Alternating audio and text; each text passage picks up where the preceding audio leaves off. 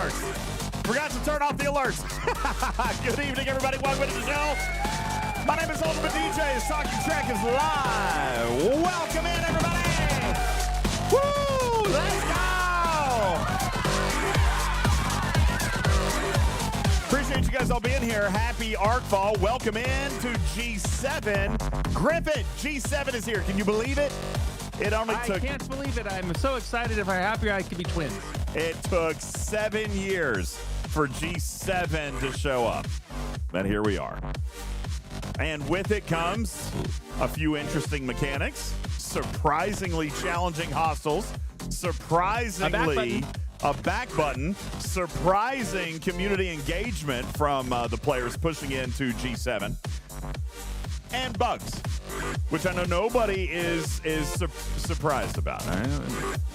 And more bugs. And interstitial warp hold music. We do have special warp hold music, and we've got plenty of bugs. Let's talk about it. Welcome in to Talking Trek Live with UltimatDJz. Griffin over here. Thank you guys very much. Star Trek Fleet Command's official podcast welcomes you in for a Talking Trek server sound off. You guys punch it up. Noon whistle kicks us off on server 29. Dragon Keeper on 53. Thank you. Stradalorian on 9. Vic on 33. Mimi on 61. Royal Power on 36. Thank you. Snack Attack on 42. What's up? Benny Hill's Ghost on 42. Tarpy on 30. Dr. Iron Chef from server 14. Thank you. Scaly Back from the Outback on 188. That ghost is coming back on me there, Griffin. Hey, Max Borg on 138. Thank you. Turmoil on 63. Wristbreaker on 30. Vic on 33. Odysseus on 11. Woodcannon on 51. General Snowball on 12. Clark on server 51. Maj on server 67 says, I see your third eye. Okay, first of all, it's healing nicely. They're making fun of this thing on my head that you made fun of me for, Griffin. Why is my camera fuzzy? Do you see that? It's like hazy. I thought you were beta testing that pants camera again. No, there is no pants camera. Don't worry about that. Tiny Mama on 67. Tomo on 700. Booty on server 20. Lost Keymaster on 14. Matt on 51. Ice Wolf Law on 24. Gray Sabers on 29. Angel on 701. Ryan on 62. Crushing on 10. Lord of Scarin on 49. And the list goes on. About 35, 40 extra messages. And the Talking Track server sound off. Thank you guys so very much. Appreciate it. Welcome in to the show. No pants or just no camera? Come on now. You guys know the answer to that question. It's obviously no camera and no pants. Yeah, absolutely. Yeah, the lens looks hazy. Maybe my lighting is off. Here, You're a little washed out. Let me just try to wipe this off here. I don't. That's not gonna. Oh Lord, where else is that rag been? Oh no, it's worse now. No, I don't think it's worse. It's the one I've been wearing on my head. It is a little foggy. That's kind of weird. I don't know why. You've got a light hitting the lens. Okay, here, let's just coming from above your upper right. My upper right? Yeah. Well, here, let's just turn the lights off. How about that? We just want to turn the lights off. Let's do that. And if you turn the lights off in your office, sir, that'd be a 300% improvement in the stream. Well, all right, we'll go with that. All right, lights off. Now turn them back on there. Burn. No, there's still really something. There's some other bright light hitting the lens. Yeah, there's something. I don't know what it is. Anyway, I don't know what it's a podcast. It doesn't matter. Moving on. All right. Good evening, everybody. Welcome in. Welcome to G7. Yes. Happy day. The Veil. Welcome to G7, everybody. You know, maybe it's the maybe it's not the camera. Maybe it's the reflection screen down. No, that's not it either. Nope. Still hazy. You know, it's weird. Maybe I should take the mirror off and put some Windex on it. Should I do that? I'll do that later. Hi, Darren. Howdy, DJs and Griffin from server 138. Appreciate that very much. Thank you, guys. I appreciate that. All right, guys, welcome into the show. We have a lot to talk about tonight. We've got the mad scientist himself on the stage. He's going to talk to us about G7. But first, we've got to get into a bugs report. My goodness, Griffin, in the last 48 hours, it feels like absolutely everything that we predicted would happen actually happened. It's almost as though there was not a player council of individuals who told Scopely what to be prepared for and what to make sure didn't happen, because it happened on every other generational expansion in the history of the game. It's like that conversation absolutely never happened, because we do, in fact, have bugs. Let's get to it. That's right. Oh, it's the bug report, the bug desk. We got bugs. All right. Good evening. Jules, Vern, Putz, Tarpitude on the panel tonight. Welcome, guys. Appreciate you guys all being here. Jules, we've got bugs. Hello. Yes. We've got a few. Do you want to take the first one? I know that you had one or two, and then I've got like 17 more, and there's a few bugs. I'll take the first one, and this is the one that is still affecting lots of players. Yeah. It is the daily bucket of events that happens for the ahead of the curve.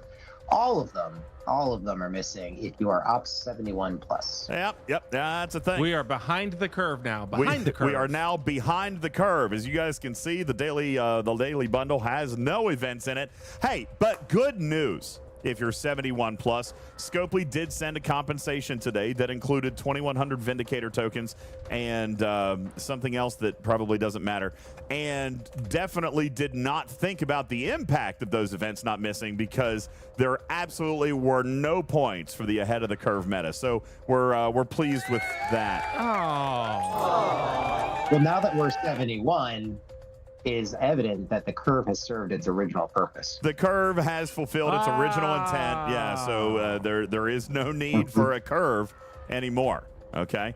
Hey, jokes. All right. So, yes, that is still a thing. Hey, for those of you who are flying around in Veil space here, I'll go with number 2. Yes, indeed, we are aware that there are multiple broken nodes that just won't let you do anything. Like, you can click on it and it'll sit there and spin. If you're especially lucky, you can click on one that will actually freeze your client and kick you out of the game client, okay? There are a couple of those up here, especially on mobile. When you actually click one, it will just crash the game.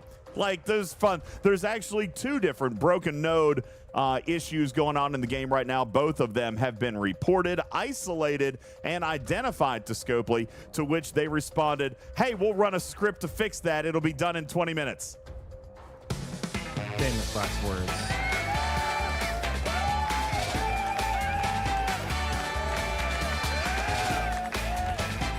Narrator. The script never fixed the nodes. Several hours later. No, the nodes are still broken. Okay, nodes still broken, still unmineable nodes that exist inside the Veil. So they're working on that. Jules, what else is on your bug list? I feel like there's so much. Okay, the next one on the bugs list, this was actually affecting me a lot in the Veil, but just affected one of my alliance mates during a surge. It is auto recall without actually hitting anything related to recall. Oh yeah, auto recall is back. Yeah, as if version control was not a thing. Belgray says, not surprised. Yes, auto recall is back, everybody. The ship that never left has now suddenly left, and it is happening in waves now also, and happening in most fog of war space, and pretty much where was it, aggregation, and pretty much transigen, and all the places that you would ordinarily want to recall from. Except you don't have a choice. It just recalls you automatically and brings home 0 cargo. So, hey, not a big deal. We're good with that. Oh, yeah, it's happening in the mirror universe. And by the way, it brings home no cargo. All right? So that bug still happening. Jules, anything else on the list? I feel like we've got more. I'm looking at my list. We've jumped around a little bit. Having a little bit of fun. Yeah, I'll keep through my list. Those are the ones I care about the most, personally. Let's see. The Q's Trials bug.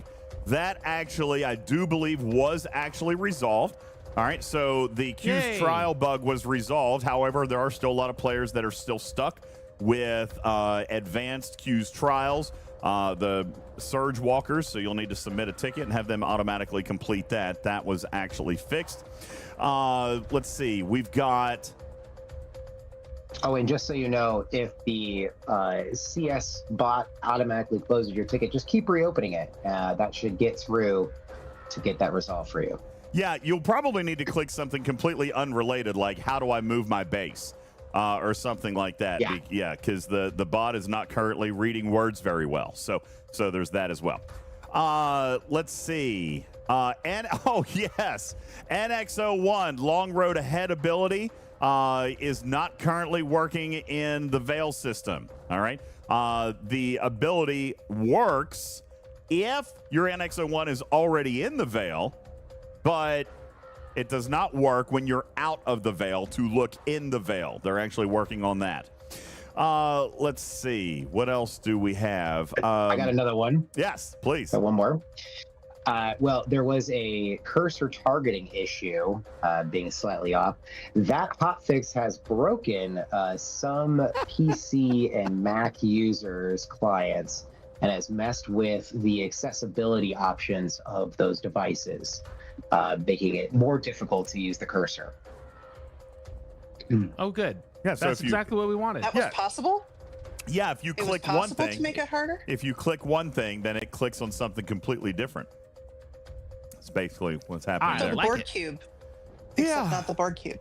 Oh, by the way, speaking of the board cube, the board cube in Surge Space has like triple, quadrupled down on Arena Space. We're right back to where we were a year ago, in which the board cube does not move inside of Surge Space if you're running a speed crew. So we're pretty excited about that. Yeah. Another Surge Space bug. Another Surge Space bug. Ghost hostiles. Those are also very fun. Oh, ghost hostiles. Yes. So, it's funny. I just kind of want to come back and point out. One thing, it was fixed. In fairness, it was fixed. The G7 multiphasic bundles were not originally launched. Then they came up today. It's almost as though there absolutely was not like a PDF presentation checklist of things to make sure we looked at before we went to G7. It's like that never existed. I think it existed, but didn't PAX say not to worry about it and just roll without it? That's actually absolutely what happened. As a matter of fact, that was me. I'm the one who said, delete. And then we didn't have to worry about it. It was me.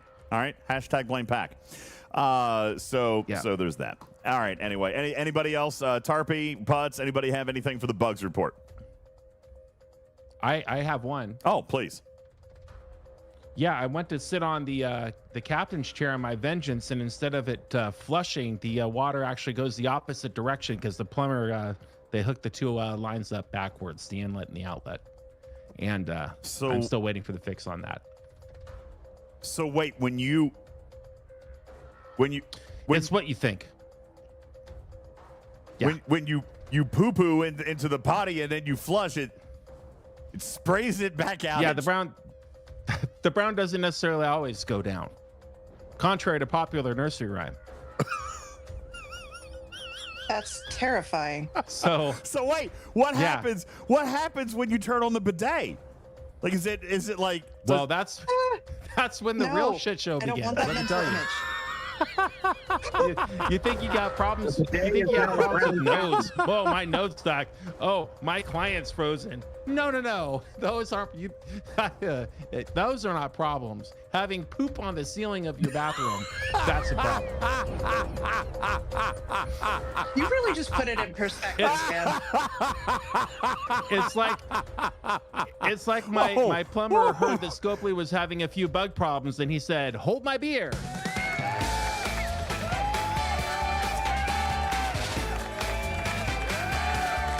Fantastic. All right. Well, at least we know that Griffin's having a wonderful day. Good evening, everybody. Oh my God, what a terrible problem to have.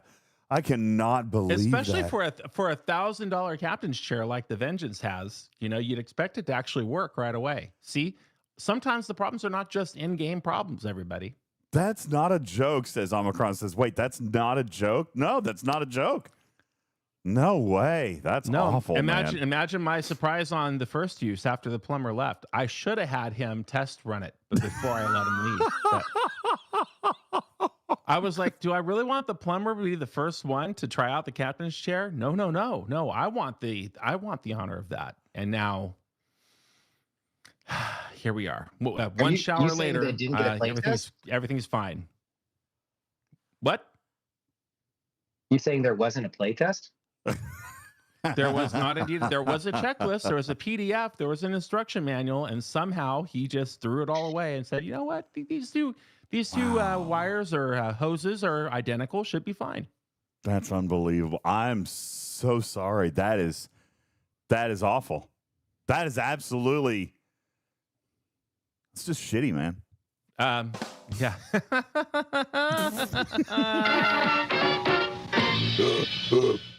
All right. Good evening, everybody. Appreciate you guys all being here. Thank you, Vic. I thought that was a hilarious bug report. joke. Yeah. There's your bug report. Talk about a crappy launch. Yep. Oh. Dark days. Dark days indeed. Indeed. Vengeance paths are fixed, man. This vengeance economy, I know this is not on subject right at the moment, but if you've been holding off on your vengeance because you didn't like the economy, man, check it out now. The vengeance parts are flowing freely like the poop in Griffin's bathroom. Wait. And that's not a joke. That sounds like a joke. Wait, you're saying that vengeance really parts are suddenly available? Yeah, they're the event that runs to replace the battle blueprint, the blueprint procurement now has vengeance parts galore in it. So once you have a vengeance, you're going to find a much easier road ahead of you upgrading your vengeance, and the packs are no longer RNG based. You just get a fixed number of vengeance parts to upgrade your ship instead of having to do the 10 clicks and the 10 RNGs. It seems like comparing my 30 pack purchase average of what I was getting to what you get now, they took like the top floor on what you would have gotten before, and they increased it a little bit in the pack purchase. But Vengeance is Mine is what I was talking about, and it's great.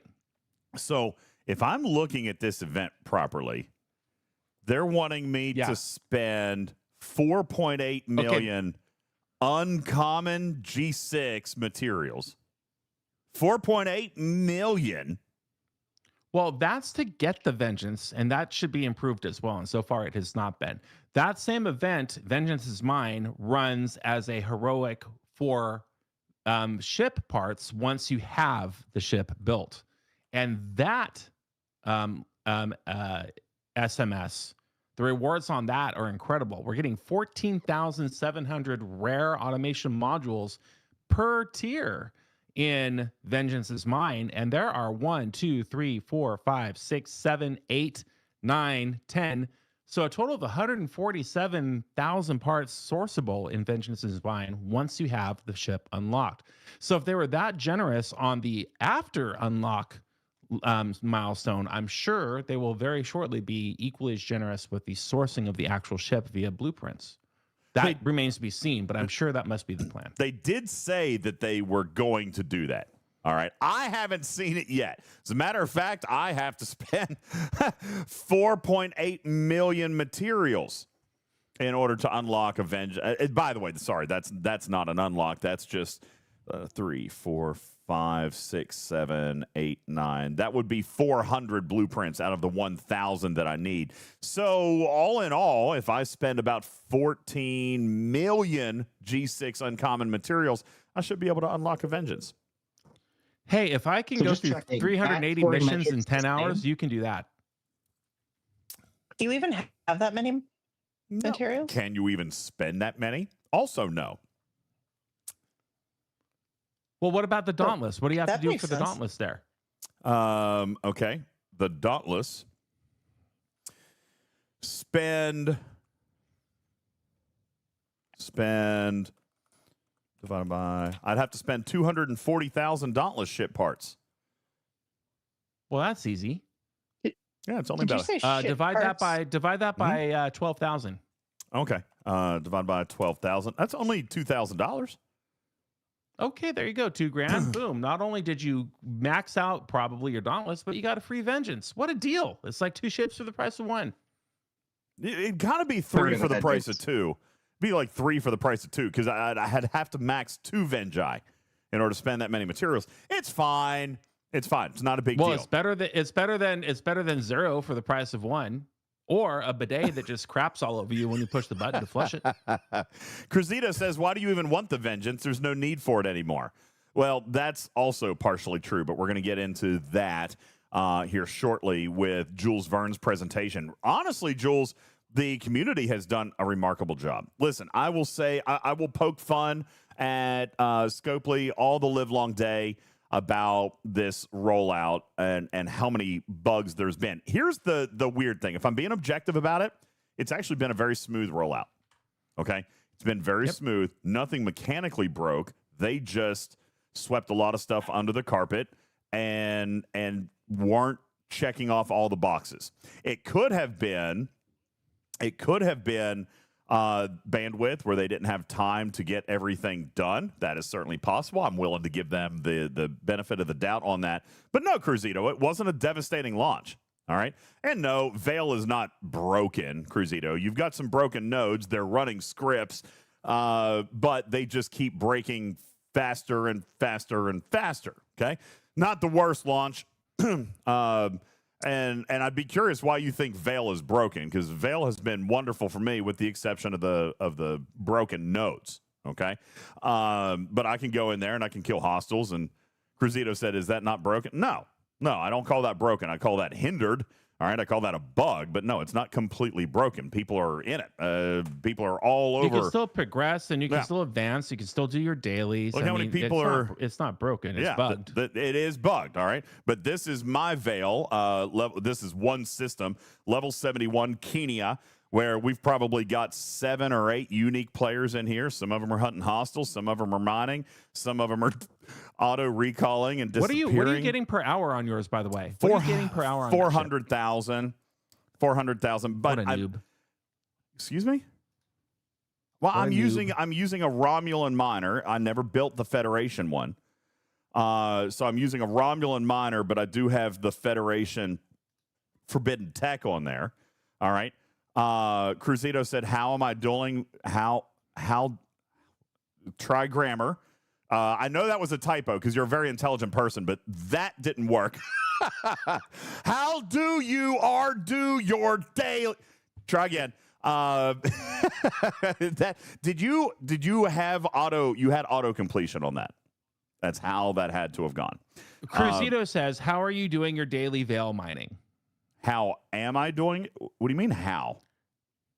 Well, that's simple. You blow up an OPC ship and then you take over the node. Done. Check. If the node doesn't break when you kill the miner. All right, there is that. That is possible. Uncheck. How well am I doing with the broken nodes? So the broken nodes make it challenging. Fortunately, in this particular system, there are only 5 broken nodes from now. Okay, so I have not experienced that, Denver. I actually did a disco. So Denver says if you recall miners from the Veil, they don't score from the Veil mining daily unless your screen is on the Veil itself.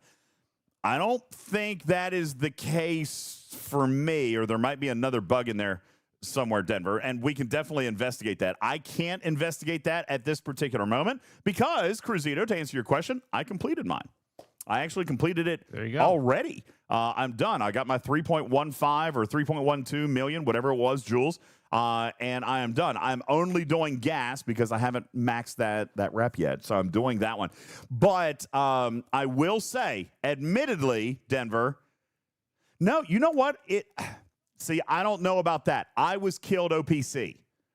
So obviously I wasn't in the game, but I did get credit for my daily. Now, there could be something. There is a delay in scoring.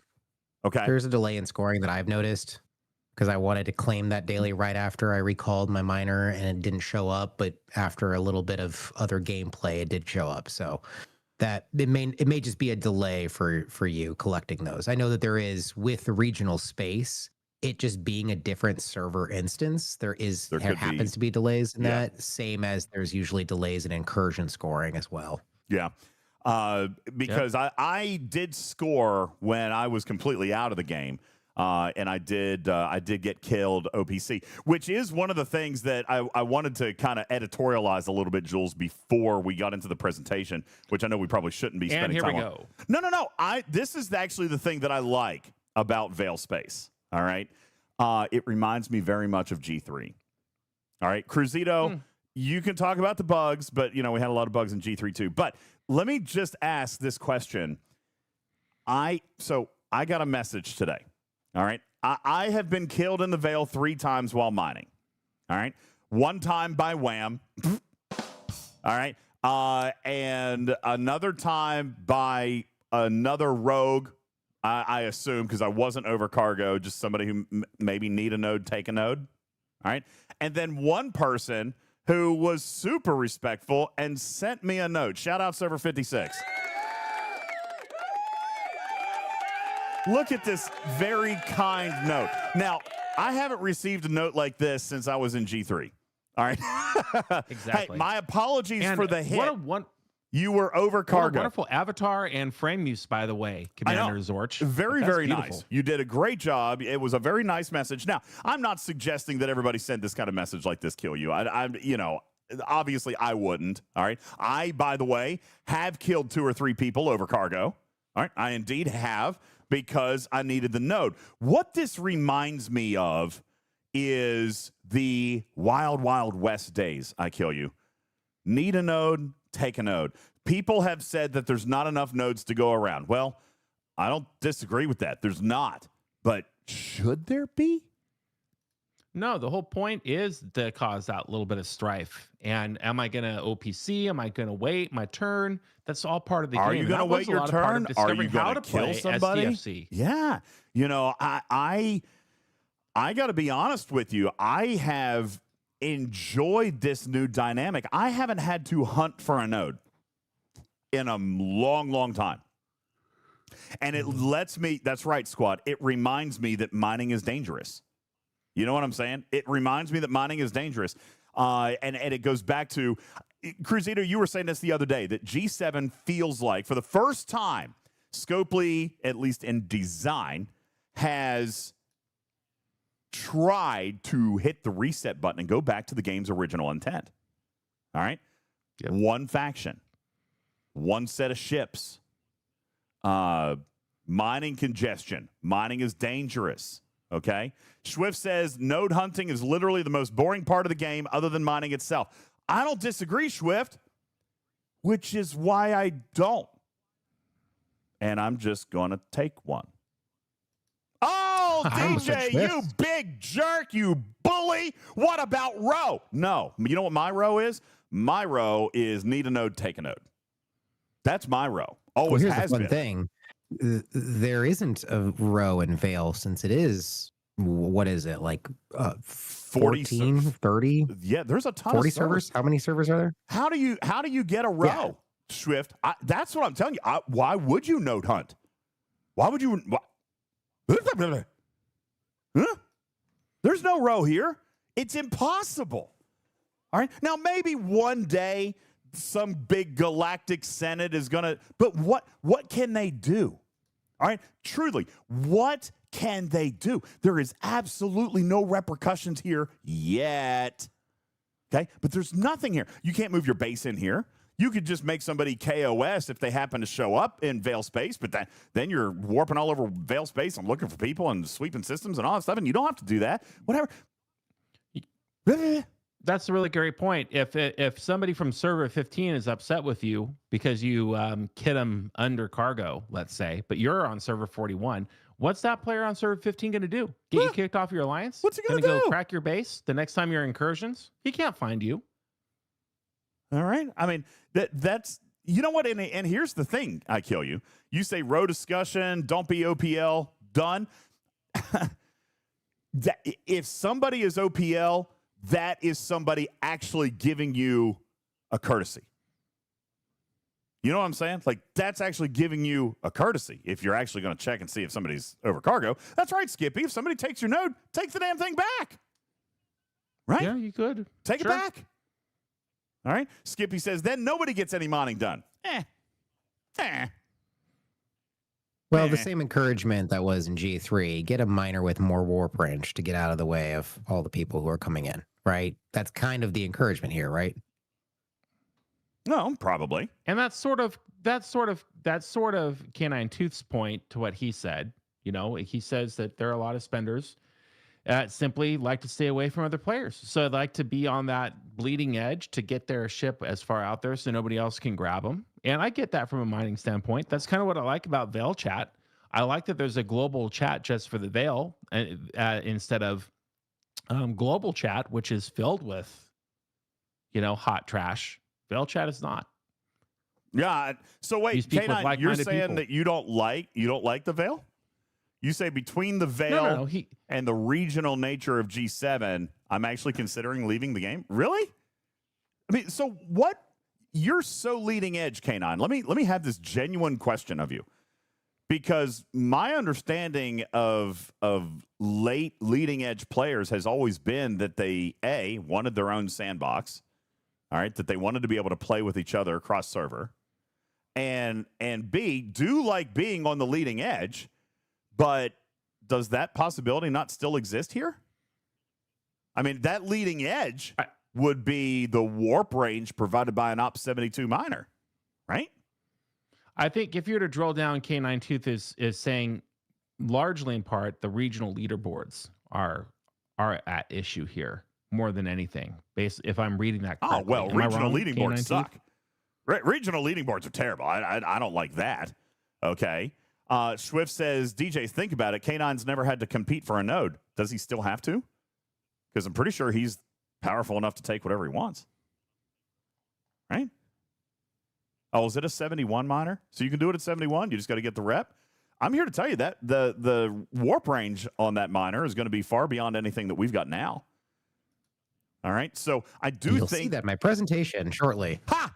All right, we should get to that. I think Jules is edging me on here.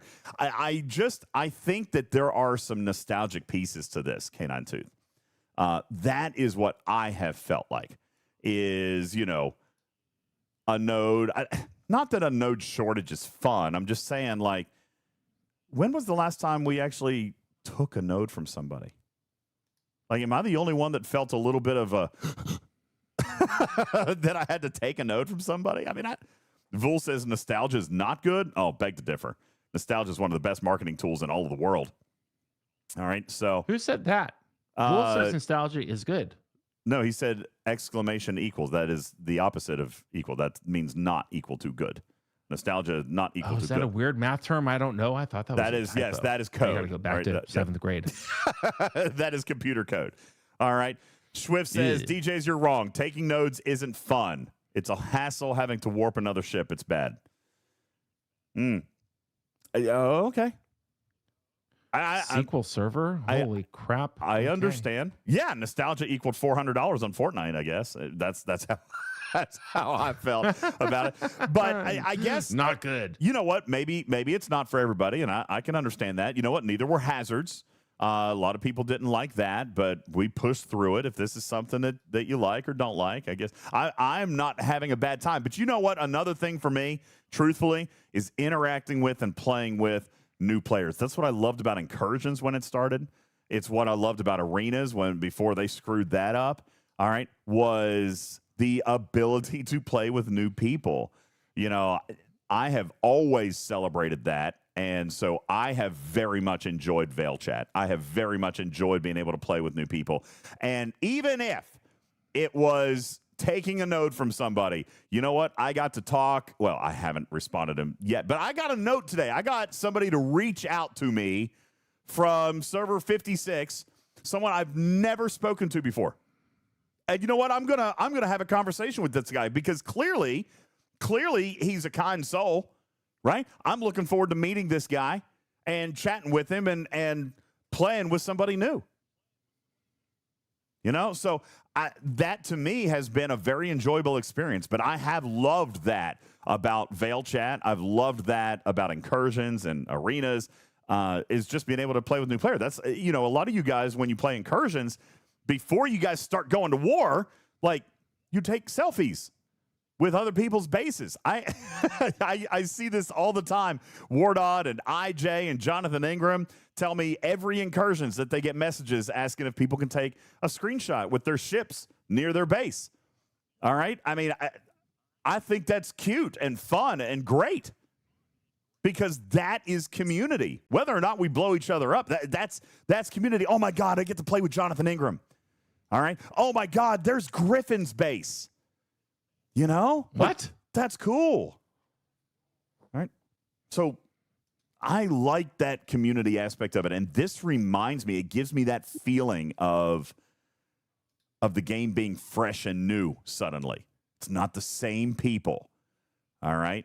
So whale worship, Sanguine Honor. Absolutely not what we're saying at all. Wait, what? I'm worshiping a whale? Sanguine Otter equates your comments to being whale worship. Apparently, I like because being I able get to play with new other people that you don't normally get to play with. Because I get to play with new people. I don't think that's whale worship. Listen, if they were Ops 40s, I would love that too. All right, I like meeting and playing with new people. All right, so I don't know. Maybe that's not your thing. Maybe K9 Tooth is right. Maybe there's a subset of player that doesn't like talking to people or doesn't like being around people and just wants to mine in peace. You know what? Bubba Joe was like that. You remember his superlative, his STFC superlative was, expert miner. Like, that's all he did in the game. All he wanted to do was mine in peace. He wanted to be left alone and just mine and mine and mine and mine and mine. All right? So I totally respect that is a position that those players may want to be in. But I would, I guess, at that point then argue that there is a new leading edge, right? If you want to be away from people, because listen, it's not just 71s who are in this space now, is it? I have seen some complaints in the margins that there are G6 players tying up G7 nodes in the margins. Now, that may or may not necessarily be super appropriate. Where is that happening anyway, Jules? Is it actually in margin space or is it in the transition systems leading up to margin space? Well, margin space is all systems level 70 and above in that area before you go into the veil. That's what I like to call local space. That is your server only. Mm-hmm. The veil is the regional space that you share with other players. Now, in local space, and we'll talk about this during the presentation, but in local space, you can complete much of your mining needs for your refinery, but your big daily, the larger one, needs to be completed within the veil, and that is where you are going to be competing for nodes or competing for hostiles or interacting with other players within a different configuration. So I think if people are complaining about nodes getting tied up on their local server, well, that seems like your server problem, or your server's row problem, or your alliance, how you deal with other people on your own server. That's definitely a local problem to your server, not necessarily globally. The reason that I'm going to support that, all right, is because these are indeed level 70 systems. All right. If they were all 71s or needed an ops lock or, an ascension token to get there, I would totally see that. But these are level 70 systems, so I don't think that it's wildly. Could you get to a level 70 before? No, they don't say 71, Cruzito. These are level 70 systems. Most of them here are. The 71s is where mining starts. So the level 70s here, the entry systems are generally just mission systems. Missions and 71 hostiles. is where mining and the difficult hostiles, the one that you can actually complete for Op 71. So let me ask this question. Kaviji said, I saw a 67 mining G7 ore with a squall. Kill it! Do we not remember when we used to talk about this with the Botany Bay or ships that were mining stuff that should not have been mining? Just kill it. Just kill it. That being said, all right, if we've had this conversation many times. What about the remember Latinum mining? All right, if it wasn't a Devore, like people were mining it with Horizons, Fiches and stuff, kill them. All right, if it's not there. All right, if you're going to mine it, use an appropriate miner. That ship dies. Okay, that's right. Amalgams in deep space, Botany Bays, warships on nodes. I remember seeing a lot of that. But coming down to the game mechanics, Cruzito, I do have a question. Why would an Op 71 mine outside of the Veil? I do have a question. And I genuinely mean that. Maybe Jules can give me insight. But why would you mine outside of the Veil? The only reason to mine in the Veil is to complete your faction daily. Now, are you going to target one faction moving up? I think you have. Or are you going to hit all three? No, I think you got to hit one. I think. Which means that you only need to mine 3.125 million of one material type in the Veil every day. Now, the rest of your mining, the ones that you can complete in order to keep your refineries up, can happen anywhere. There is not a significant node speed difference in between the Veil and local space. Therefore, I have 2 miners currently in local space mining their butts off on both of the different types I'm going to be using, crystal and gas. And I have my G6 rare miner in the Veil mining the ore that I'm going to be using for my Romulan daily. I'm not doing any extra mining because I also don't want to have to deal with watching my nodes, watching my cargo, trying to fight for a node. Like I agree with some players that that's not something that interests me on a daily basis. Does your I will server go in there and not steal hunt, a node when I need to finish a daily? Does your server not hunt OPC even on your local server? Why would you say that your local? Why is your local server safer? My local server is safer because I don't have as many players going up to those spaces. Plus, I have found a way of bringing my miners up to warp 2100, which is only accessible to generally Op 70 players. I know somebody's very, very upset really that you're really searching. Somebody's very upset that you're going to teach that tonight. I was chuckling about and that. Now that I said that, I have to go recall my miners real quick. I saw that in the lab earlier. They're like, no, and you were like, yeah, too late. Sorry, I'm going to do it. All right, so I can understand that perspective. So then let me flip that coin. All right, if there's a level 65 mining on a G7 node, how is that any different than going way back in the day when, like, say, an Ops 14 was tying up a G3 node? Except or damn now, Botany Bay. Except now you can kill them. Like, what if Ops 65 is on a G7 node? Obviously, they're banking. Get that. Fine with that. Okay. But if you need the node, is that not the first node that you would take? Like, you don't even have to scan for cargo. On that point, Cruzito, like, if there's an Ops 65 on that node, well, hey, I'm fine with you getting material when, while you can, but I take first precedent. I'm going to take that spot. I mean, you can kill him. So that's right. They can bank until I need the node. Then that's the node I'm going to take. Cruzito says, ROW? Really? For a 65? Your server will allow... See, that's a server problem, man. In my opinion, that's just my opinion. If you're going to protect a level 65 on a G7 node, that's a server problem. That should not happen. Sorry. That's just me. So if that seems to me like your server is going to have to make a new deal. You know what I'm saying? Like, if that is the reason that nodes are crowded, or the reason, I mean, I've seen, and by the way, you guys are not isolated. I saw this today. I saw it in dev chat. I saw from the moderators. I've seen it all over the place. G6 players are hogging the G7 nodes. My answer is really simple. Kill it. Sorry if you're a G6 player mining G7, but you don't need it. There is zero circumstance in which you need it. I'm fine with you banking it, but if I need a node, you're the first ship I'm killing. And you should be okay with that because you don't need the material. Manxman reminds us all, though, that as long as ships keep automatically recalling from the Veil with no material and no cargo and just disappearing, then there shouldn't be a node problem in the first place. I agree with you. Okay, very good. Okay. Well, Canine Tooth put a finer point on his point here, which is that if the Veil was not a... Was that me talking, or am I talking over Jules? I'm sorry. No, I hear you. Go ahead. I'm sorry. I heard it from something back. Canine Tooth says that he would not have a problem at all if he was not forced to do his dailies in the Veil. But the fact that they forced their hand into the Veil in order to complete these things, is that an overreach? Is that an overstep? Did we overthink it a little bit too much? Or is that just par for the course, DJs? Well, I mean, they forced us to do dailies in hazard space before we were all ready for that. And according to the rest of the general chat, Canine Tooth, the Veil is more private mining than your local server is in the first place. You know, in the Veil, you're dealing with other servers, agreed, but according to Chad, it appears that it's still somewhat less crowded than it is on local space because you've got all the G6 players going up there. So, yeah, I don't know.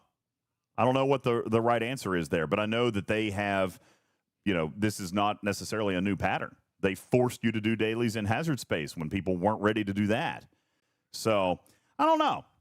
I don't know what the answer is there. I know that I have not had a significant struggle, and I have killed a couple of ships, and I've been killed a couple of times, and that takes me back to the days when this game was more fun, you know, and maybe it's just a breadcrumb. Hopefully it develops into more. You know, maybe this is just a bit of nostalgia and it gets old after a week. I'm not saying that anybody's position is wrong. I'm just saying, like, today, I don't know. It probably, honestly, it was probably new people. To be perfectly honest with you, it was probably new people. You know, I think that I might be confusing the issue. I might be blurring the lines, Jules, because I've had such a great time talking to new people. I have very much enjoyed Veil Chat. Maybe that's coloring the issue for me. I don't know. Maybe, I don't know. It could be because it is fantastic, and it's one of my favorite parts of what's going on so far in G7. Cruzito does point out, I agree with you, Cruzito, if it weren't for the broken nodes, it would not be nearly as bad. So let's just fix that. Let's get this game working with these nodes and open it up to what you intended. Scopely does say, Cruzito, and I'll read you something I probably shouldn't read like verbatim, but I will. Scopely says that they've identified the issue. They say that it's going to be permanently fixed in an upcoming patch. Right now, they say that they are running scripts. For example, I got this right here. Turns out both of the issues you reported, DJs, about the breaking behavior, because I showed them two different scenarios, are related to the same root cause from the bug reports we started investigating yesterday that showed nodes as occupied. This is apparently all related to one bug. Then I was told that they were all temporarily fixed until we release the core issue, hopefully in the next patch. And I said, well, they're not right now. I was just there 20 minutes ago, and they said, yeah, they just ran a script. Now, they're not fixed for me right now. I don't know how often that they're going to run the script. But they have apparently identified the issue. So I don't know. All right, Cruzito. But if that is the issue, and if they fix that soon, then hopefully that solves a lot of problems. I don't know. But I guess we'll see. But I will totally admit, it's probably very much that I've just been happy to meet new people and happy to play with new player. I don't know. Cruzito said, is that script why we're getting recalled? Actually, that's certainly a possibility. I don't know. That's an interesting question, actually. Yeah, That could be happening. That could be, because they told me that they've run the script a couple of times today. So, yeah, I don't know. That's a great question. That probably it is related. All right. Riskbreaker says you're just normally not push you. What's that, I Jules? would normally not push you to move on, but I am at 30% battery life. So if I'm going to follow closely along with the presentation, we really got to get that going. All right, we're going to do it because I'll still be here. I will be very delayed since I'll be only watching on Twitch if we. Do you want me to turn? You want me to turn on a screen here in Discord for you real quick? No, I'm watching your icon within the actual presentation so I can see where you're at. Okay, very good. Well, ladies and gentlemen, welcome to G7. As we have discussed, and actually real quick before I start here, I'm going to turn off all the overlays.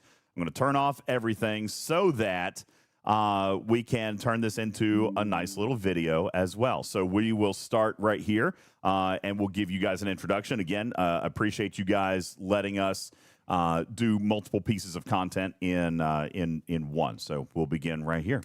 Afternoon, everybody. Good evening. Good morning. Welcome in to Teaching Trek. I'm DJz, and that is Griffin with his bifocals. I'm Griffin. How you doing? Yeah, it's I got to see DJ. Go ahead. It's fine. You don't really need to see because we're not the ones teaching and or talking today. There you go. Fine. Get rid of it. Ladies and gentlemen, G7 is upon us. And from the Talking Trick Laboratory, mad scientist Jules Verne is here to tell us everything that we know so far, all the math, the conversions, the charts, the ships, the warp range, and how to do everything. This is your complete 72 hours into G7. This is your complete how to play G7 content. Jules, Verne, welcome in. Appreciate you being here. How are you today, man? How are you liking G7? I actually am really liking it. I think that everything that I needed to be challenged by, I am. New hostiles, new mining, new systems, new navigation, new players to play with. I think this has all been exactly what I needed in my gameplay, and I'm very excited to start this new chapter. I have enjoyed it as well. Honestly, we were kind of talking about that just in conversation earlier, but the combination of being able to meet new players, the combination of a little bit of nostalgia, which might be misplaced, but also challenging hostiles. This is something we've asked for years, Jules, and I have never seen so much mechanical engineering in our community as I have seen in the last 72 hours trying to solve the most efficient way to kill these hostiles. As a matter of fact, it was the community who convinced me that I could go to G7 instead of holding back, Jules. You and Magoo and Muffins all engineering these crews to allow players to actually progress into G7 without a vengeance, and I think that is such an amazing service that you guys are doing. It made me feel confident in my gameplay. For those of you who haven't watched James Bond's screen when his stream, when he actually went into G7, Jules, just the 30-second recap there, he was super excited, then he got real scared, and he was getting discouraged, and then we saw the community just rally and try to solve different things in different crews, and then he started getting exciting again. It was like watching a major motion picture in which there was like this build-up, and then there's this climax, and then there was the kick down, like the beat the hero while he's down, and then he emerged victorious in the end. That is a beautiful, wonderful thing that we haven't gotten to experience in a very, very long time, and I'm very much enjoying that so far about G7. Do you think it can last? Absolutely. And just to recap that one, he's a free to play. So we have a free to play Op 71 in day one. And it's going to be very interesting to watch his journey and watch everyone else's journey as we progress through. But this presentation is really kind of focused on just what you need to know before you go in, what you needed to be ready, and then some tricks, some tips, some stats, everything that you want to know about G7 is going to be here. Fantastic. Well, let's dive right in. Ladies and gentlemen, welcome to G7. Whether you're here now or contemplating the jump, or you're Op 65 and you're seeing the G6 economy fast track a little bit, maybe it's time that you start looking, thinking, and planning for what it is that you need to do. So this is your timeless guide to enter into G7, brought to you by the Talking Trek Laboratory and mad scientist Jules Verne. All right. What do we got to do, Jules? What's the first thing we're looking at? Step one, rob a bank. Just kidding. You can pass right through that. I was told that didn't be in there. But really what you need to know. That's just get to Op 73. We're not talking about that yet. What you know to be ready? Well, first off, 1550 warp is the bare minimum of 71 space. That's access to 71 hostiles. That's the level that the actual warp range you'll need to complete the mission. But I'm saying a viable warship, something that can actually take down those hostiles. Now, what we're seeing currently is that a high tier G6 Epic, roughly tier 12 or above, is having an okay time against these hostiles. We have seen success with a tier 16 Q. It struggles, only one per hull, so it's not going to be good for your dailies, but it can get you there.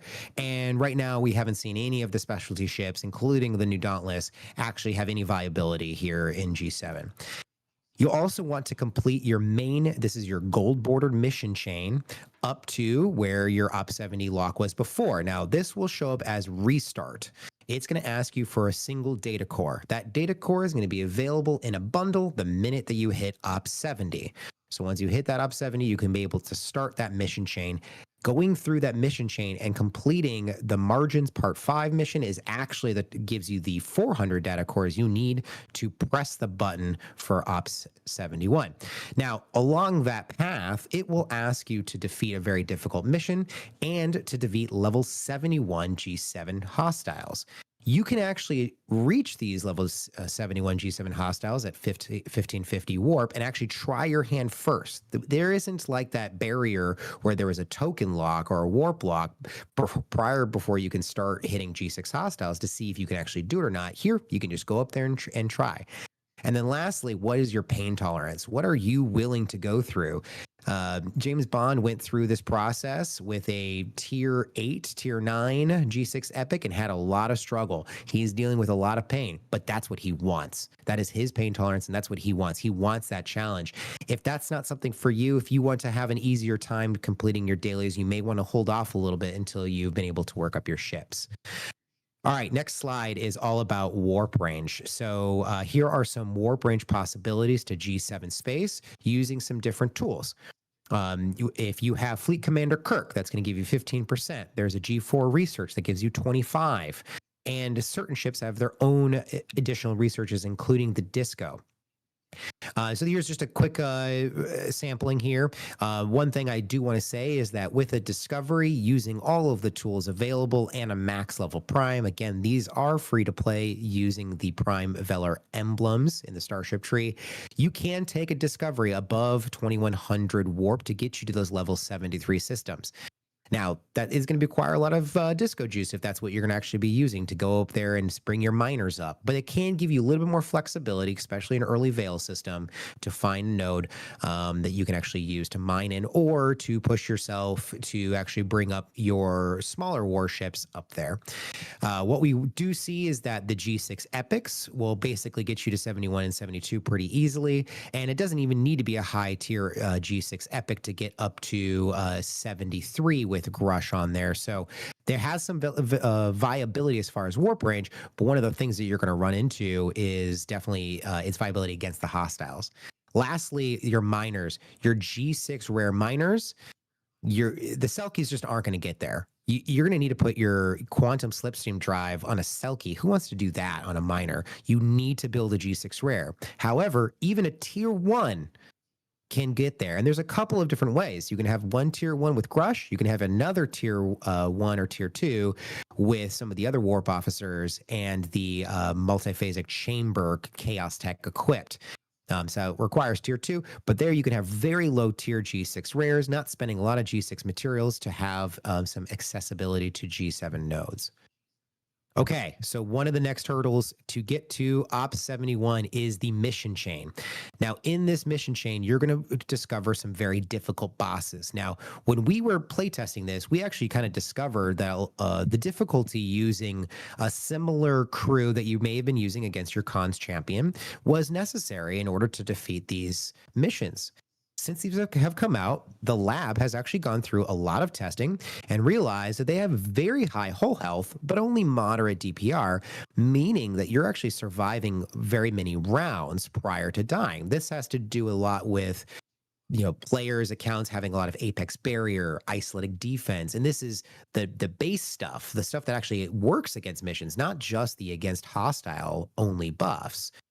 So player accounts now, being as developed as they are surviving a lot longer, making burning a valid way of actually stripping down the hull. Particularly if you have Tau, you can actually strip down these hulls pretty quickly and handle these mission bosses at a very early G6 tier or even with a tier 16 cube. So we're actually seeing these mission hostiles, these mission bosses are much easier to hit. I would definitely suggest using a mitigation officer as your captain's chair and GG and Tau in there. You also probably want to use Pick Hugh and Joachim. Again, Joachim, he does have conditions in his text, but in the actual gameplay has no conditions. So he works against everything, including the mission bosses. The next hurdle part of this mission chain is going to be the hostiles themselves. Now, the last mission chain, Margins Part 5, requires 10 level 71s killed in Pobal K, and that's one of the local systems that only has these type of 71 hostiles, meaning you can't just go back down to G7 space or G6 space, excuse me, and kill the level 71s to complete this mission chain. You actually are being asked to kill the hostiles that you're going to need to do to complete your dailies every day. This is the gut check here. Can you kill 10 of these? How painful is it to you? Is this level of pain worth getting to Op 71 for you personally in your gameplay? I think there's going to be a camp of players who say, no, absolutely, I'm not going to be doing this every day, and I don't want to sit there not being able to finish my dailies, so I'd rather not go there at all. And there's going to be another group of players saying, yes, I'm willing to jump in and do the challenge. So early testing on hostile crews. Now, this is a bit weird, so go with me here. What we've seen in these new hostiles is they have a very large hull, almost no shield whatsoever, moderate DPR, and a ton of buffs. That includes Apex Barrier. They have Apex Shred, one of the very first hostiles that actually is going to have Apex Shred. And they have Isolate Defense and Isolate Damage in quantities that we haven't even seen before outside of the G6 Elite Solo Waves. So these are very difficult hostiles to handle, and they kind of nullify a lot of the traditional crews that we've been using, things that boost our Isolated Cascade or things that are going to boost our damage output because they just have so much defense. Even Apex Barrier officers like Anorax are having less of an effect because of the shred ability of these hostiles. So our lovely folks in the lab have also tested this crew, which I'm going to suggest right now. I know other crews will start to become more apparent, but this crew has been working very well for me and for a lot of our community players here. And that is Strange New Worlds Mbenga, Suitor, Seska, in conjunction with a few very key lower deck officers. So this is one of the few times where some of these below deck officers are a must-have, and that aren't the standard ones you'd think. Harry Kim, Wrath of Khan Carol, Wrath of Khan Joaquim. Now, it also, if you have the ability, put Pick Hugh on there, and Torres, actually, because Torres does reduce the critical damage that these hostiles can throw at you through the Star Path research tree. So what this crew is actually built for is for survivability and regeneration. You're going to last 50, 60, 70 rounds against these if you're struggling. But because of that high regeneration with a very high tier suitor and with a high tier pick hue, you're going to find that you're going to have a ton of regeneration in your whole health. And with Seska on there, Strange New Worlds and Mbenga, and Harry Kim's giving you morale, giving you a Star Path research that are going to regenerate your shields, you're basically going to take very little damage in the end. And you're going to be able to survive for a very long amount of rounds, and hopefully wearing this thing down with your native offensive damage. So give this crew a try. This has been working for a lot of players to get through the mission hostiles and then start to work on their dailies. I've also seen this crew be very useful when you're trying to start punching up. So if these hostiles weren't a problem for you before, maybe you're starting to hit the 73s, you can use, and having some troubles, you can start using this crew to maybe help you in that realm. So any questions about this so far? I didn't know if we wanted to, that's mainly the mission chain that I wanted to kind of talk through. No, I think that's great. And the fact that you kind of pointed out also the pain factor, the challenge factor of going through that was something that we did on screen together the other night, and it was painful, right? Like that was a challenging thing. So I think that it's very, very important for us to acknowledge that as to whether or not you want to go through. As a matter of fact, with me, you know, and again, this was just on the first night. I know already the lab has come up with some better crews, but I was one ship, like one hostile per hull, and that was using a Cerritos boost. So we're going one ship to, Charlie, we call him. Yeah, it was one. Now, again, the lab has come up with something a little bit better, but it's still going to be painful. And, you know, people are asking in the chat, what tiers of Seska and Suitor are to be effective? You know, those were low for me at the time, mainly because, Scopely, you still haven't fixed the slider bundles for Seska, and who wants to sit there and click that button 1,500 times? So somebody who wants to succeed in G7. Well, obviously. I'm obviously going to have to sit and do that. It's a shame, by the way. Fix it, Scopely. Scopely, fix it! I shouldn't have to click on a hostile or click on an officer 1,500 times. I've got the currency for it. All right. But yes, all of you should be. So you can get Seska through the DTI faction store, and Suitor, you can actually get quite a bit of shards through the Augment faction store. Yeah. I maxed Suitor with the Augment store. I just did it yesterday. So absolutely. And depot tokens. Yeah. And of course, depot tokens as well. Yeah, absolutely. So those are very, very important officers to get to. So let's move into the next piece. Once we get into the veil, the margins, once we start looking at these multi-faction hostiles, what are we looking at there? Is there a specific hostile I need to try to hit to be successful? Well, right now, early on, the 71s and 72s are about the same strength level. It really is the 73s that bring up that next level of DPR. These ones will kill you. So right now, I think when we are looking at how those faction dailies, and we'll get to that here later, if we're looking at how those dailies are actually built to give you bonuses for hitting up, if you're struggling or even getting, a dozen or so of these 71 and 72s per hole, you're not going to be able to kill a single 73. So it gets really hard, and it only ramps up from there. And I have a small chart here. You can reference it later to see kind of how those special abilities also grow. And then the next slide here kind of just gives you some more detail around the hostile crewing suggestion I've already given. So this is a good one to pull out and maybe share with your alliance. And if we can go ahead and skip even right past this one, I think you're trailing a little bit. Okay, so if you can go ahead, skip right past this one, we'll talk about the new surprise. There's newly capped PvE officers.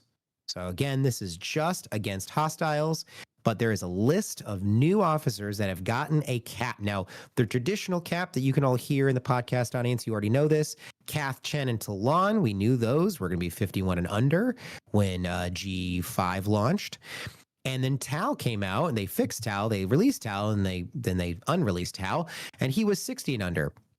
Well, here's a whole new bag of officers that have gotten their caps added to hopefully provide you more reasons and more customizing of your officers. They did not like Pike and Moreau. That was a big no-no in their heads. They wanted to get rid of the Pike and Moreau boosts that had been dominating so much of our PvE officer crewing ideas. So they have taken away those abilities, including some other ones, including Harrison. Gala's back, I guess. Galagate again. I'm not sure if this is really an issue up here in G7 hostile crewing, but here's your list. So the next slide is the big one. How to prepare for your jump, what to save, what to hoard, what to get ready for the actual jump in. Let's say you are prepared. Let's say you did finish those missions, or you're saying, yes, I know I'm going to get there. The minute I get to 70, I'm going to continue on, press that button. What should I start saving now? That's going to be your traditional, your 7 and 30-day chests. Those have actually seen quite a bit of improvement. One thing we haven't seen, and I'm taking a big gamble and putting this on the list, is ticketed events and treasury. We have not seen those yet, but I can imagine that those are going to include G7 materials. So let's just hold off on using any of those tickets and holding off on using any of those desealing rods until you see what you get at Op 71, or at least some of us can share that data at the time. The multi-phasic credits, if you are a spender, those will include some G7 materials right off the bat for you. And the emergency field rations you can turn in for the resource bundles. Those ones will actually, starting in October, have actually gone up. Now, currently in the game, if you claim those emergency field rations, it will give you September chips, which have no G7 in them. So do not claim them now. Wait until they've been updated with the October chips at the very least before claiming any of those emergency field rations. So continue to hoard those. And then, as we've noticed, whenever you get a new battle pass, typically you'll get choice tokens that you can use on your resources and materials. Those choice tokens you can continue to accrue. The minute you turn a different ops, those choice token bundles will change to reflect what is available for that ops range. So hang on to those choice tokens. If you're going to hit Op 71 in the middle of this month or the middle of next arc, doesn't really matter. Hang on those choice tokens until you turn 71. Do the choice tokens stay the same month to month? No, the choice tokens that we got this month are actually a different currency. Yeah, so you would want to spend them in the same tokens. month.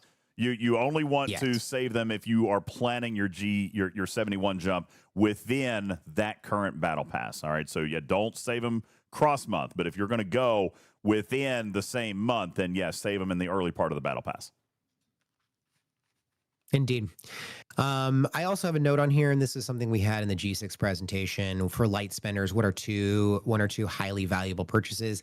I, in fact, can't really tell you that right now because we haven't really seen all of the different sources yet.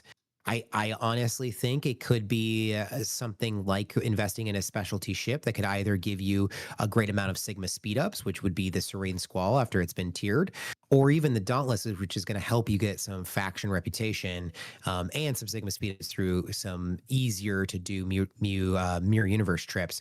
But right now, I have that clear recommendation for players. So I didn't want to kind of linger on that too far. Let's continue on. One of the things is also going to be building efficiencies. So don't forget your building efficiencies, particularly the ones that are selectable or exo comps. Your Janeway, your Fleet Commander Janeway, your Fleet Commander Spock, both have selectable ones on there. Spock for just hitting Op 71 doesn't have anything selectable because all of his selectable stuff are material choices, but he does have a great amount of construction speed boost and the actual resource efficiency.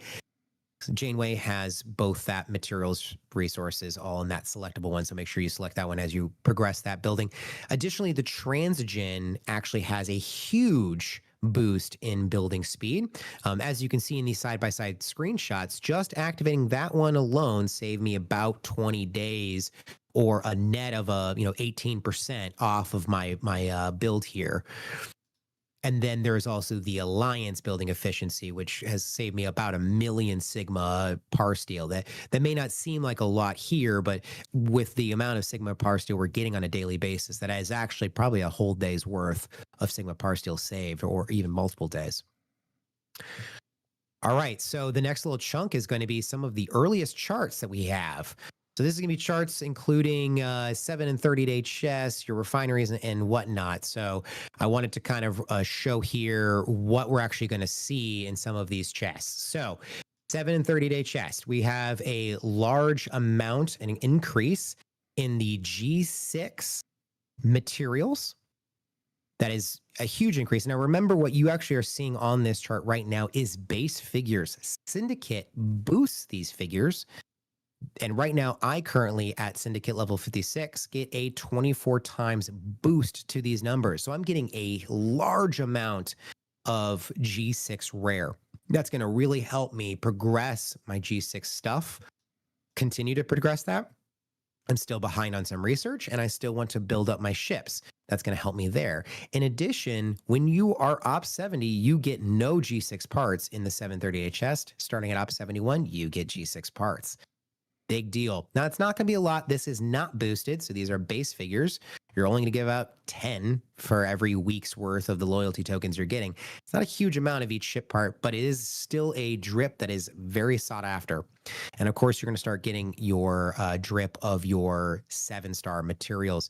There's also a huge increase in Latinum, which is what we've seen every time we kind of go up in a generation.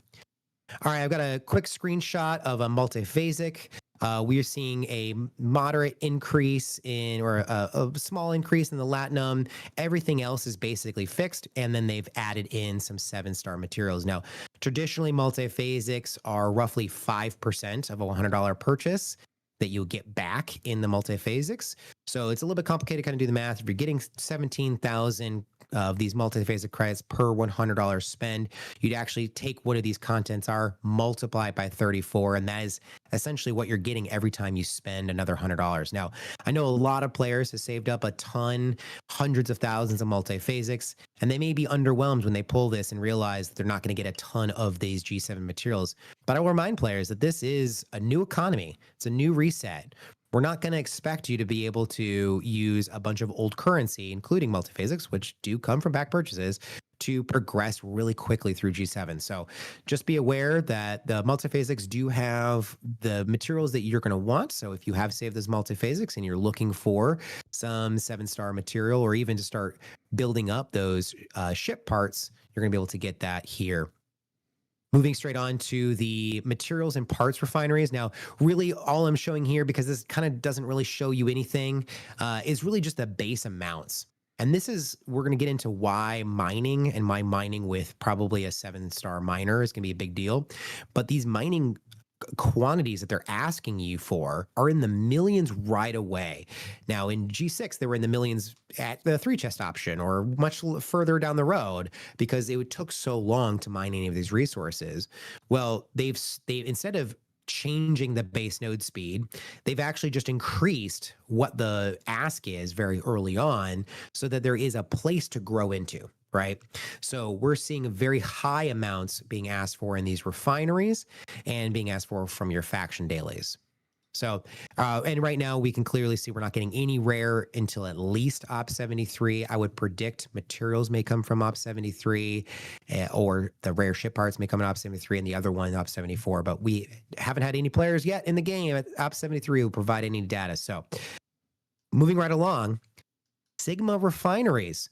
Now the conversions from the regular to the Sigma has not changed. So whatever you had at Op 70, that's locked in now for the rest of your gameplay. And that's fine. They were actually pretty decent as far as just draining out your regular resources. It was never going to really be a massive source for you.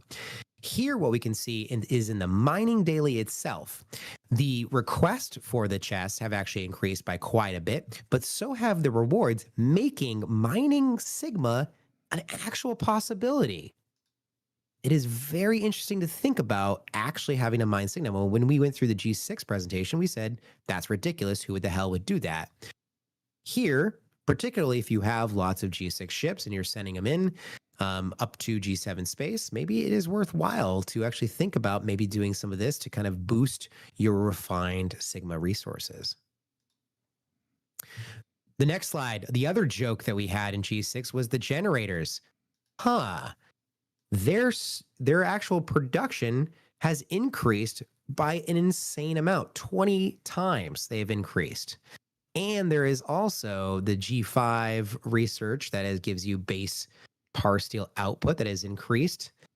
This actually becomes a viable option if you if you drain yourself down to the point where you're actually turning those generators on.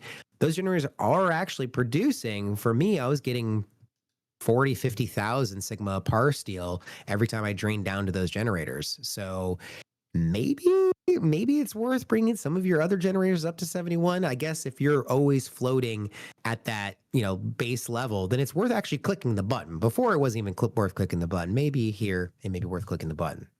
I don't know if they're 100% useful, but they have an inflated production capacity and storage capacity. Okay. So that is most of our generating of resources, materials, and parts. Now we're going to move into the other major pinch point that players are going to have in G7, which is, of course, is going to be speed ups. Now, speed ups have come from various strips throughout the game, and we've seen them increase over time.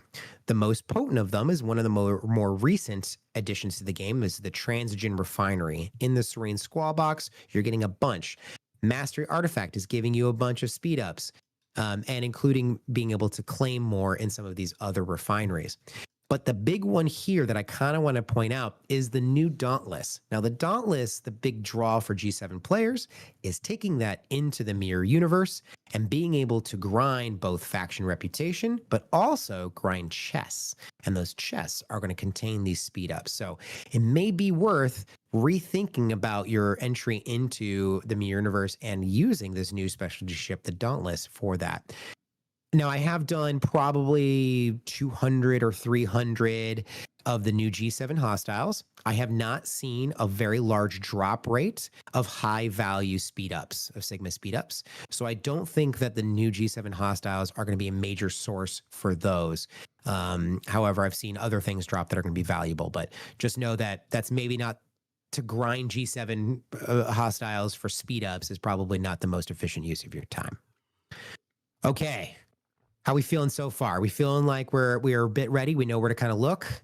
Well, we certainly know what areas we should be spending a little bit more time on, and let me be the first to say that I am disgusted that I have to go back and mine steel again. All right, I'm just gonna throw it right. I'm just gonna throw it right out there. It's gross.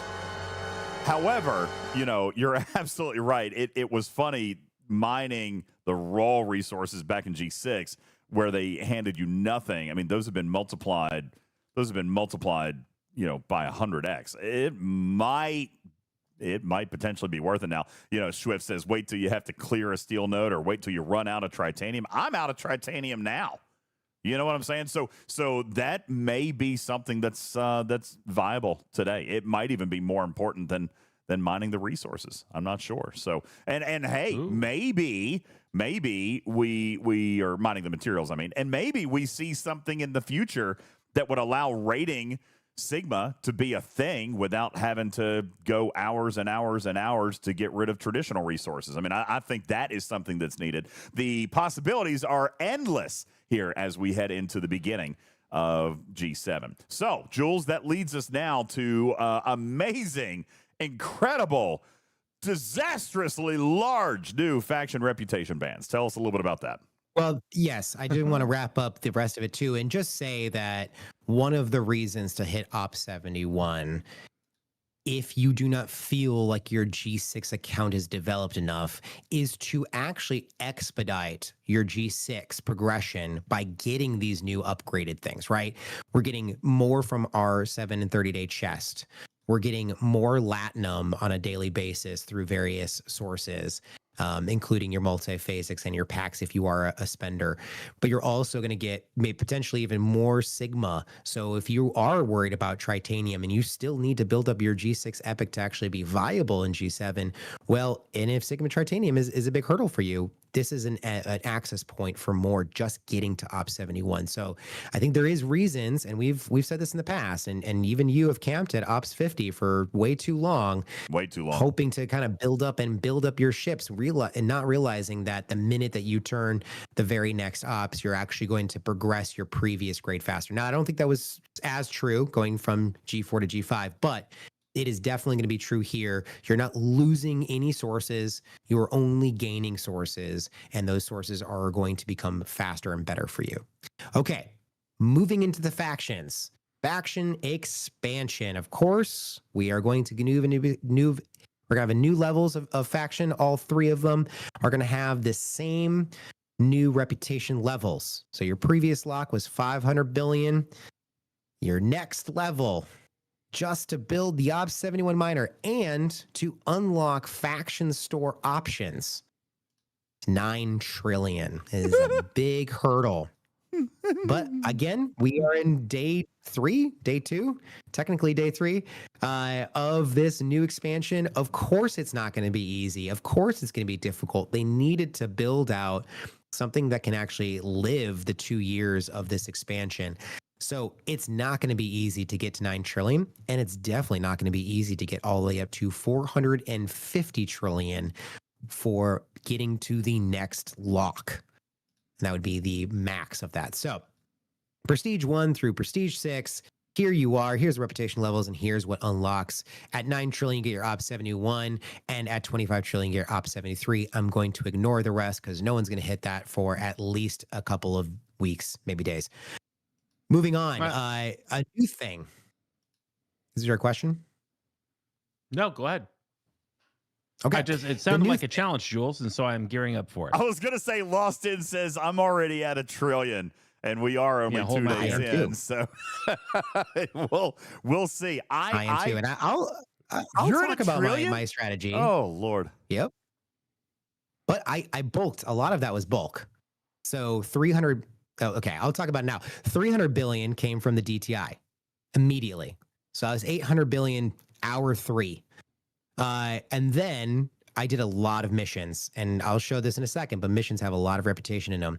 That got me up to about 800 billion, and I ground out the other 200 billion in the last 2.5 days. So there is definitely ways to do this and ways to do it quickly. A lot of people are going to be getting there pretty quickly. But one of the things that we're going to run into and that you can't really start doing until you're G7 is accruing Sigma faction credits. Now, this is your new type of faction credit available for all things in G7 Faction Store, including the ships themselves, potentially the refits, and some other goodies that are going to come in those faction stores. So you need to start accruing these faction credits. Now, right now, they come from faction dailies. You've also seen them in some events currently, particularly the G7 Ascension events of this week, but we'll see them in other events moving forward. And they say in here, this is coming from the devs, that it comes in daily events. So that's potentially a reason why we as Op71 Plus haven't seen those new events, because there was an issue with potentially the reward system not giving us the faction credits that we actually needed, Sigma, instead of the regular. There's going to be a new Veil encrypted message. Yes, there are scouts in the Veil only, not local space. So you got to be hunting those scouts to have this new encrypted message exchange. There will be a converter from regular to Sigma. I am just going to burst everyone's bubble. You are not going to be able to convert all 10 million of your regular credits into Sigma day one. It is definitely going to be a small amount, and it's definitely going to be have a cooldown on it, okay? I'm bursting your bubble.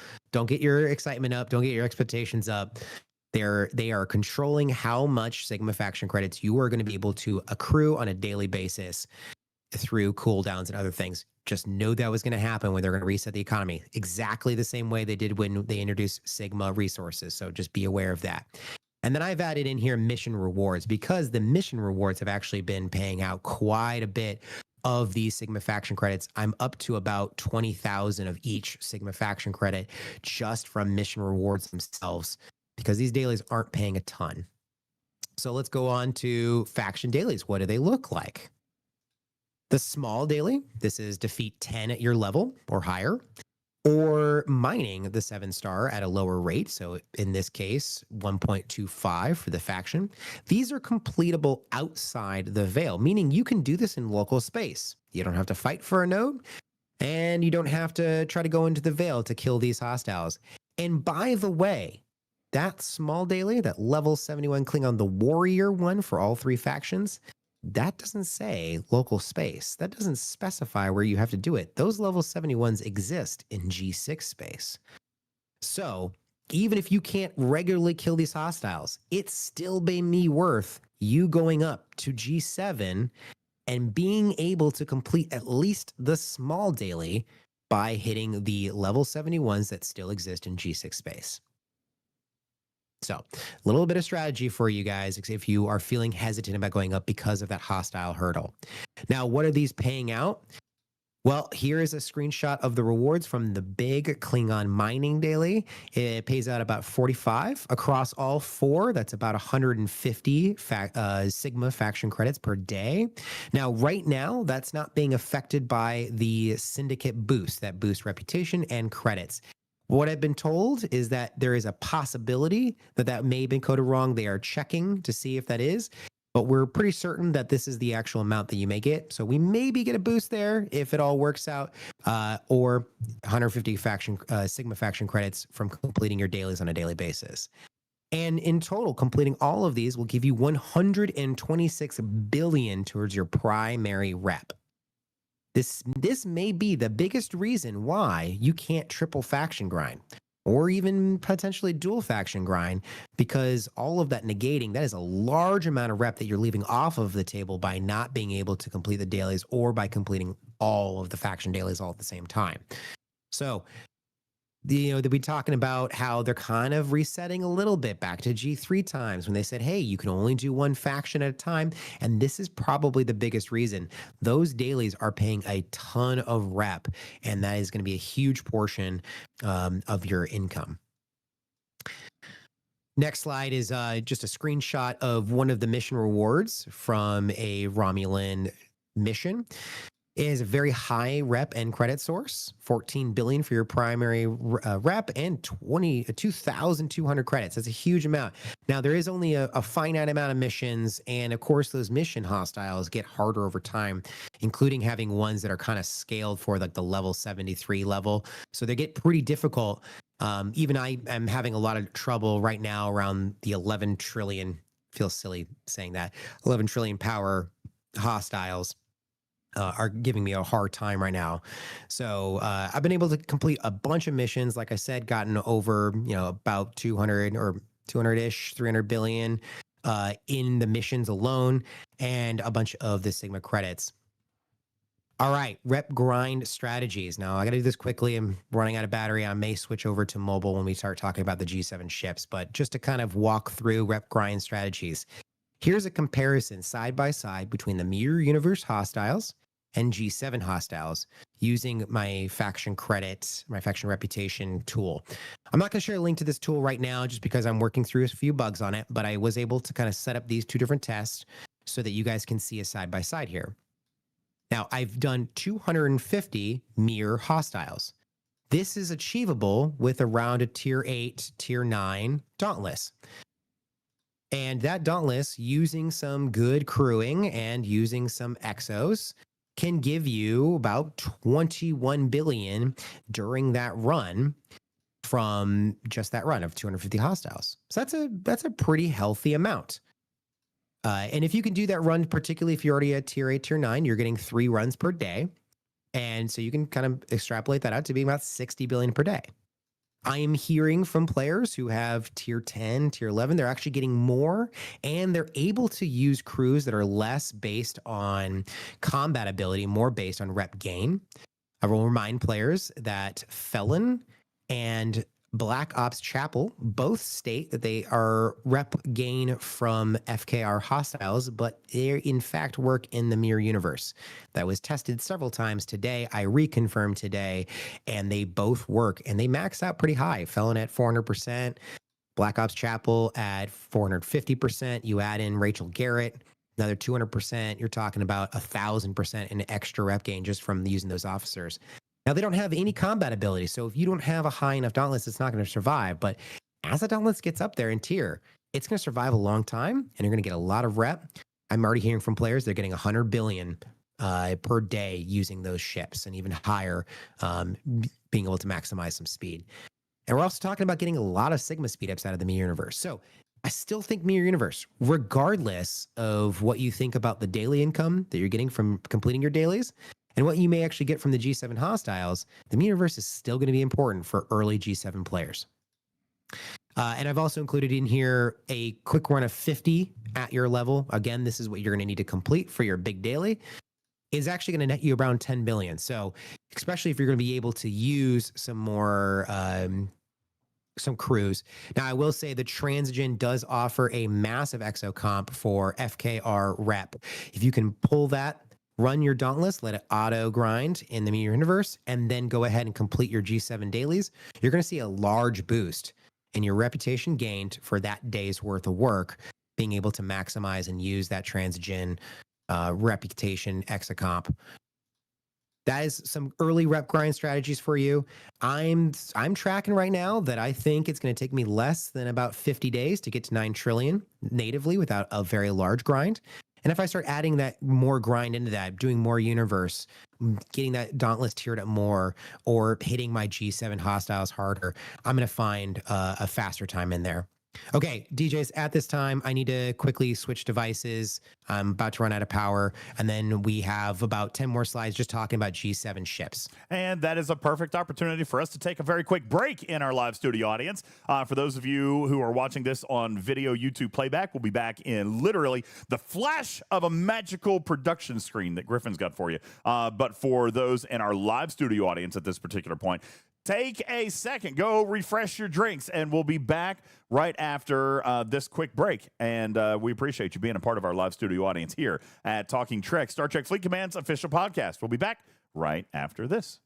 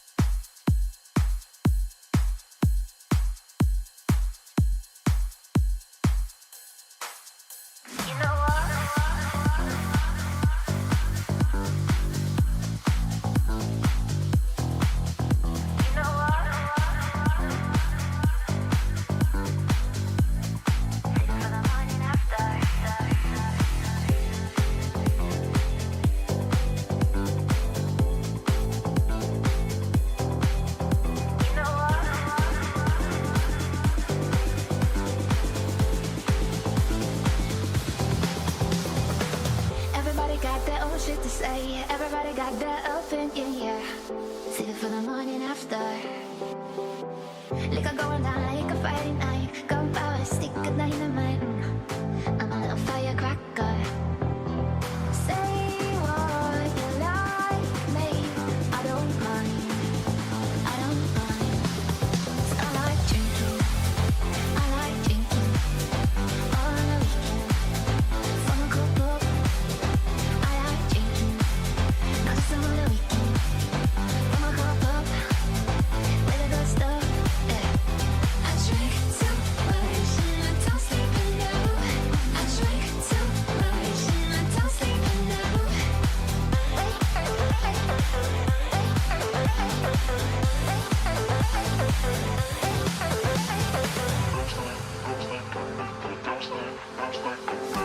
I don't wanna stop when I get the taste. I've been walking my head like drunk for days.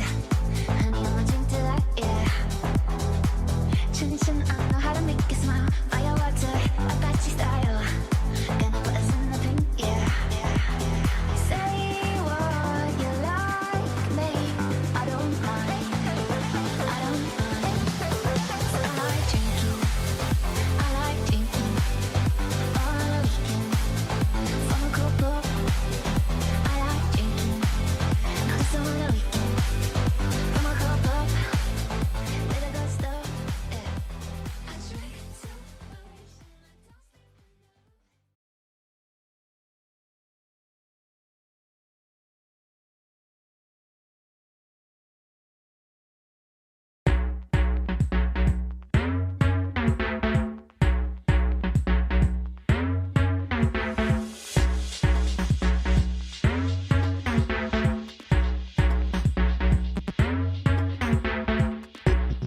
Let me breathe you in and breathe you out. Just like oxygen. And if you cut Welcome back in, everybody. Appreciate you guys all being here. Welcome into Talking Trek Live, Star Trek Fleet Command's official podcast. Appreciate you guys all being here. Welcome to the inaugural G7 episode. We've got all kinds of goodies with the Talking Trek lab rats, Griffin, and mad scientist Jules Verne, who is here. Just, I don't know about you guys. I'm over here, like, even though I've got the presentation, Griffin, I'm still taking notes. I'm like, okay, I got to do that. And I'm going to look at this. I'm going to start revisiting that.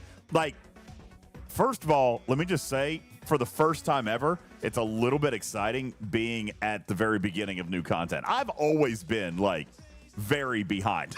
You know? We've always been generationally behind. This is the first time, I think, for both of us that Yeah. we're playing in real time on launch week Yeah. in the current generation and progressing with the head of the class, if you will.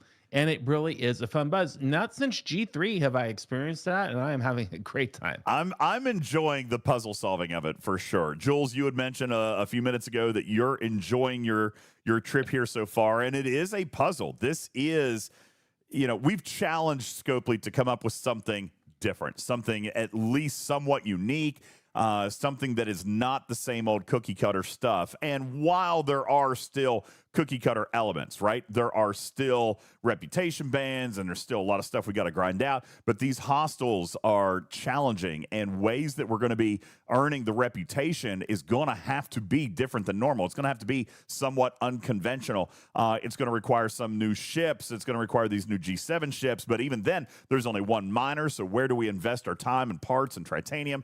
It is a slightly different looking puzzle. And so far, I'm going to knock on wood, but so far I'm actually enjoying that puzzle. Jules, I know that you've been happier in a pig in slop is what I've heard some people say about solving these types of puzzles and doing this kind of math. How are you feeling so far, even halfway through your presentation? Has it been fun, like, learning this? Are you guys in the lab just, like, living life, or is this a bane to your existence?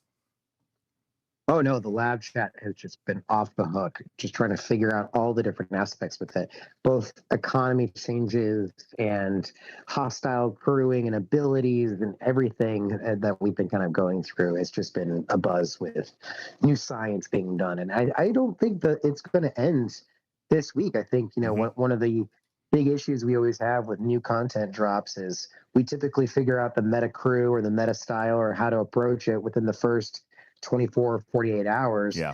And then it's a little bit of fine tuning after that. Here it's, a lot of the crews I may suggest today may not be viable in 1 month. We may have found way different crews that are going to work way better. And I'm excited for that. Well, as you had even mentioned on one of your slides previously, and I'm gonna try to pull this one back up. Even the hostile crews that we're using right now, and you guys can take a quick peek at this one on your screen. This is a very important one. The hostile crews that we're using right now are going to change almost, Jules, every level of hostile. Every ops level has a slightly different formula to it, and that might be a happy accident, or it could actually be decent game design where we're going to be looking at different crew combinations all the way up. I mean, when would we have considered using Seska and Suitor on the bridge? Yet now they are must-haves for this generational content. So I think that is very, very interesting, but very cool puzzles. So far, happy with it. But again, just a couple of days in. So let's take a look at some of the tools that we can look forward to. You had mentioned the G7 ships. Well, this is going to be a long road. As a matter of fact, I saw Pixelate in the chat saying, listen, I think that if I work decently hard at it the way I want to go, I might be able to have 9 trillion rep here in just a few weeks. Jules, do you think that that is a realistic goal for the heaviest of grinders? Oh, absolutely. And I actually would probably put it a little bit faster than that. Yeah, I think 2 to 3 weeks. And right now there is no real faction reputation packs currently available in the store. That's not to say that they won't. But I do feel like the heaviest of grinders who are not spending on faction reputation will be able to achieve that pretty quickly, especially with high tier Dauntless. I know that is a spend only currently, but it's definitely going to be a huge factor in people's comfortability or ease of getting into there because they can have the Dauntless doing its thing and then send out another ship to do its thing as well. So, but yeah, let's kind of dive right into what's the whole point of it. I was going to say that may be the reputation part. Is it going to be possible to actually earn this ship early enough? I mean, we're looking at the miner that is available at Shipyard 71 or even combat ships. I assume that's what we're going to dive into right here. That may be the bigger time gate than the reputation, right? Yeah, it could be the reputation to get there, and it could also be the Sigma faction credits. I think they kind of go in hand in hand. If you're going to be grinding a lot in the Mirror Universe, you're not getting Sigma faction credits. However, you're also not going to be getting them grinding from really anything. I have seen Sigma faction credits come through in hostile chests from G7 hostiles, not in great quantities, so nothing to actually reach out for. But first off, before you can get to that G7 miner and you hit Op 71, you are going to be able to use the miners you already have.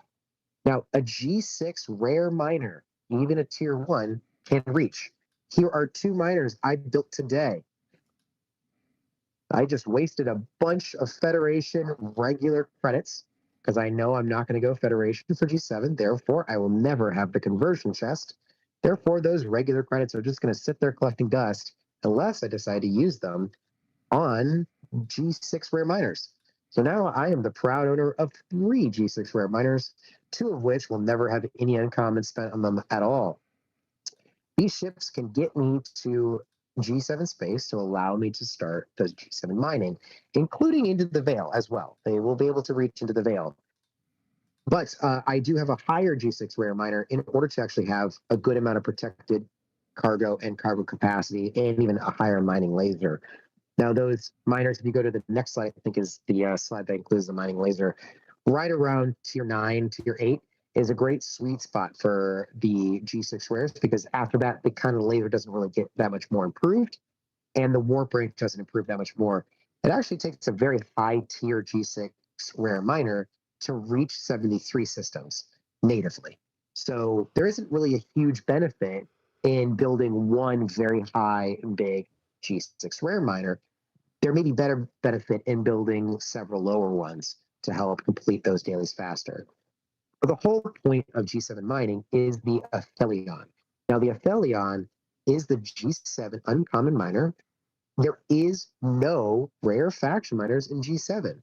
So this ship has to extend its life span into G7 all the way. And that's where you see this mining laser really take off past tier 7, including its warp range. So everything about this miner, the warp range, the mining laser itself, the cargo capacity and protected cargo, all of these factors are going to grow with the affiliate as you tier it up, making this miner going to be able to kind of take you all the way.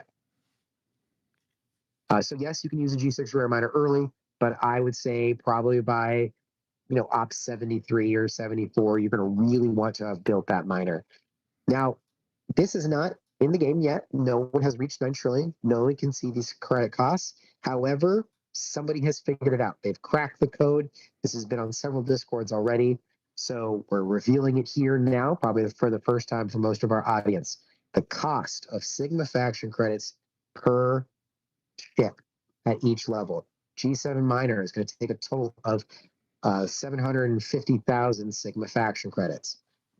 You're talking about $1 million for the G7 uncommons and so on from there. Now, we don't know all of the different pathways, all of the different rates, what all the different daily income is going to be once you hit 9 trillion and start getting those conversion bundles in the store. But right now, you can kind of see your daily goals, giving you about 150 events, giving you a bunch more than that. So we'll see how that economy kind of grows over time. Again, it's only day 2.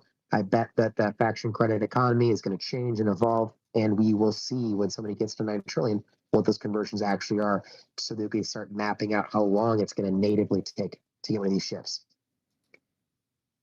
That's your faction credit cost. Let's move on. All right, so early G7 ships. Now, one of the big downfalls of every uncommon of every grade was that the epic of the previous grade just completely smashed these ships down to the ground. Doesn't matter what tier they were. Your Retard was always going to be able to kill, the Minerva, even against the Triangle. It was just a better ship and a better firing pattern. When it was maxed, it had a very high DPR. Didn't matter about the high hull health of the G6 uncommons. This is not that case anymore. What we've seen is another bridge ship come into the game, the Vengeance. And the Cube as well, when that was released, it already had it. Max was going to be better than the Epics. The Vengeance came in and was going to be better than the Cube and those G6 Epics. And yes, it has struggled against those when crewed properly, but it is still a better ship, particularly when we talk about for PvE reasons. However, the G7 Uncommon, pretty early out of the gate, right around, I think it was like tier 4, tier 5, it's going to easily crush those Vengeances. And that's a pretty cheap-ish price tag when we kind of look at the overall. To get a max Vengeance versus getting a tier 5 G7 Uncommon, it's going to be a little bit easier to get that G7 Uncommon pretty early on, making that Vengeance not last as long as we'd all hoped. Now, Griffin, our dear friend on this stage, is a proud Vengeance owner. I'm curious, Griffin, how far have you taken into G7? What is the largest hostile level you've been able to kill with your Vengeance? Oh, 72 on my tier 11. Whew, that 73 is still a punch in a wallop. Now, there's ways probably for us to help you with some crewing to kind of extend you into the 73 range. But when we were doing some testing, even with a max Vengeance, it was starting to struggle against the 74s and definitely had no chance against the 75 level hostiles. So, well, one thing we're finding very early on is to progress in G7, there is no skipping ships this early on. You're going to have to get that uncommon, even if you're just going to want to complete your dailies as you progress in ops. Now, there was an easy jumping off points. 73, there's going to be a large building hurdle to hit 73 in the shipyard 73. But once you've done that, it's going to be really easy for you to press the button to Operation 74. That's always been true in previous generations. And here's going to be a reason for you to say, no, maybe I don't hit that 74 if I'm going to struggle against these hostiles before getting the ship to an adequate tier for me to move on. So that's early G6. Yeah, the question is, what is adequate? Well, I look forward to that answer. Yeah, right? Moving on to all G7, putting them on the map. Very similar, what's the right term for it? Exponential growth pattern that we see as you move through the rarities. What we're seeing is basically the tier 3 of the next rarity is equal to a max of the previous, right? So a tier 3 rare can equal a max of the uncommons. A tier 3 epic is going to be a max of the rares. So they definitely have very early value as you kind of progress through the ops and you start building these ships. Even at tier 3, they're going to be very potent against, as compared to previous rarities of ships. So there's definitely reasons to move up and look at these ships as you go on. Now, I think what's interesting to me to point out, I think the next slide is firing pattern, I believe. One of the things that's really interesting to me is that all of the ships, there's a lot of numbers here, so really what you can kind of visually see if you look at this image here is on the left side is all of our G6 ships. There's lots of missing pieces, lots of missing cells. That's all the shots that aren't happening. And on the right side is our G7 ships. And a lot of those cells are filled in because these ships have a very beneficial firing pattern, both for PvP and for PvE. They no longer take too long to ramp up. They actually have punch right out the gate. So there's no paper cannons anymore. I think that this is great to see that they have kind of corrected from their overcorrection of the firing patterns in the past. And additionally, I don't know if you guys remember that the Velox, your favorite ship, DJs, was basically neutered right out of the gate because they said, hey, interceptors have the interceptor strike team, so we have to lower their DPR because they're going to get so much more from crits that will make up for that. What they ended up doing was saying, okay, well, now these ships aren't really usable for PvE, where all ships are basically using the same crews anyways. So they have not made that mistake. All of the G7 uncommons have almost the exact same DPR. They have the exact same full health and shield health combined. But they're very balanced across them. And that's true for every rarity. No one faction or no one ship type has a better advantage over another. There's some minor differences in the firing pattern if you're getting down to one-round battles. But right now, particularly with the size of holes that we're seeing now, and with the amount of critical damage reductions and apex barriers and isolate defense that we're seeing, we are still seeing longer rounds. They're no longer one-shot battles. Who shot first is what matters, especially we're talking like at these G7 ships. So there is not one ship to avoid or to get. And at this stage, I'm kind of curious to hear from the panel, what ships look attractive? If you've either looked at them visually, seen them in game, if you've just kind of looked at their stats on STFC.space, what ships are you guys, what faction are you leaning to, or what ships are you looking forward to actually getting and obtaining in the future? So my good question, is Enterprise Maya going to be? Enterprise Maya. I mean, yeah, that comes down to do you really feel, Jules, that they are balanced, or could there be an advantage somewhere, or is this actually going to turn into just what faction do you want to be? The balance right now is in the base statistics. They have not overbalanced the base statistics for any one thing. All of the ships have the exact same ship abilities. So right now, yes, they're all balanced, which means the imbalance comes from crewing. Interceptor Strike Team is still king today. That doesn't necessarily mean it's going to be king when Karkin gets to G7, certainly. But it also doesn't necessarily mean it's going to be king when even we get those ships. So it may not mean, hey, go get the USS Socrates because that's the next interceptor and everyone needs the IST. It could mean, you know what? I actually like the look of the Profitoris. I'm butchering the names, but that's the Romulan Explorer. That looks like a paper plane. That one looks cool to me. So what is the special ability of the ship? I am not. If they're all the same, what is the, yeah. That's a big question and a big difference. What is what? The abilities of the Their ship? special abilities. Yeah.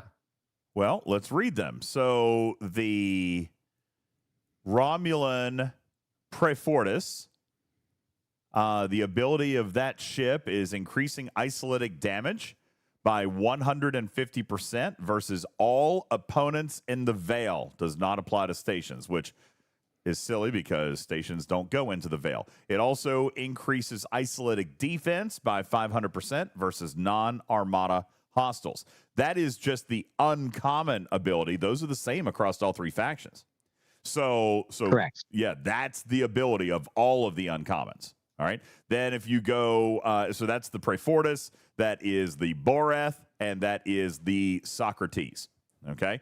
So those are the same. Then if you look at the rare ships, that would be the Stargazer, the Akva, and the Snakehead. The same abilities exist there, increasing. They're going back to G4 loot days. All right, G4 rare days. Increase the amount of increase the amount of resources gained from hostiles by 20%, and increasing isolytic defense by 2,000% versus non-Armada hostiles. So you can definitely see what the future is of these late model G7 hostiles. They're just going to be stacked with isolytic and probably some shred, if I had to guess. Then you take a look at your epics, the Admonition, the Grethor, and the Enterprise Maya, or Enterprise M414. I think that name might stick, the Enterprise Maya. You've got the abilities increasing Apex Barrier by 10,000 at the start of combat versus players, and then increasing isolytic defense by 3,500% versus non-Armada hostiles. That's the same against through all the epics. And by the way, those are level 1 values. Both of those values, Apex Barrier and isolytic defense, loot gain, all of those values, every bonus we just read you, will scale with level of the ship. All right. And Cruzita reminds us, this was very much like the way that they did in G3, and still to this day, they have not yet struck a new expansion balance the way that G3 was. Cruzito, I don't know. It's obviously way too early to tell, but the writing on the wall suggests that they may have found a way to balance G7, at least within its silo. Obviously, G7 is still going to walk all over G6 and G5 ships. That's still going to happen. But within its silo and within PvE, it looks like we could have actually got one of the better sets of expansion ships that we've had since G3. So I guess it depends on what they release in the form of Protomatter Forbidden Techs, new officers. I mean, there's a lot of stuff that they can release to break it. But from the core, Jules, the ships actually look mathematically balanced. So I think that's a good thing to point out. So at this point, I guess it just decides, what faction do you want? You know, in the past, Romulan has been what I've gone with. I'm working on Klingon now. I've kind of transitioned to Klingon a little bit. So I don't know. What do you like? I don't know, Jules. Is there any differences in the research based on which faction? Well, that's up to you, because all of the research is eventually balanced. So you could choose to pick, a Romulan based research tree, but that's what you're choosing, not necessarily what is being asked to do. So in the end, they are all balanced as of today. We will see how crewing kind of changes, particularly if there's crewing for a particular ship type, whether that is PvP or in PvE. But right now, they're all balanced. So I know, we all know Rev Deuce is probably going to choose Klingon all the way. He's a big Klingon guy. And I've been kind of on the fence. Do I want to go for the Interceptor because I know Interceptor Strike Team is the PvP meta currently? Or what I ended up saying was like, you know what? That's not important to me. The Socrates kind of looks like a toilet seat.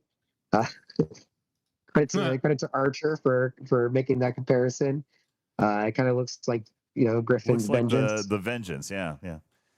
The captain's chair. So I kind of like the paper airplane. I mean, I don't know, but I've always been partial to Romulans. I like the Romulan faction. I like the Romulan faction purely because I like how the ships look. That is literally how I'm making my decision, and I love that. But that is why I'm making my decision, because the math didn't tell me to do one thing or the other. I am choosing based on art. And that is cool. That is cool in this game, especially with the game state we're in now. Yeah, I like that. And you know what? I think I'm kind of with you that the admonition has a great aft. I'm just saying that's okay. Yeah. All right. So yeah, again, come down and looking at ship balance looks like it might actually be good.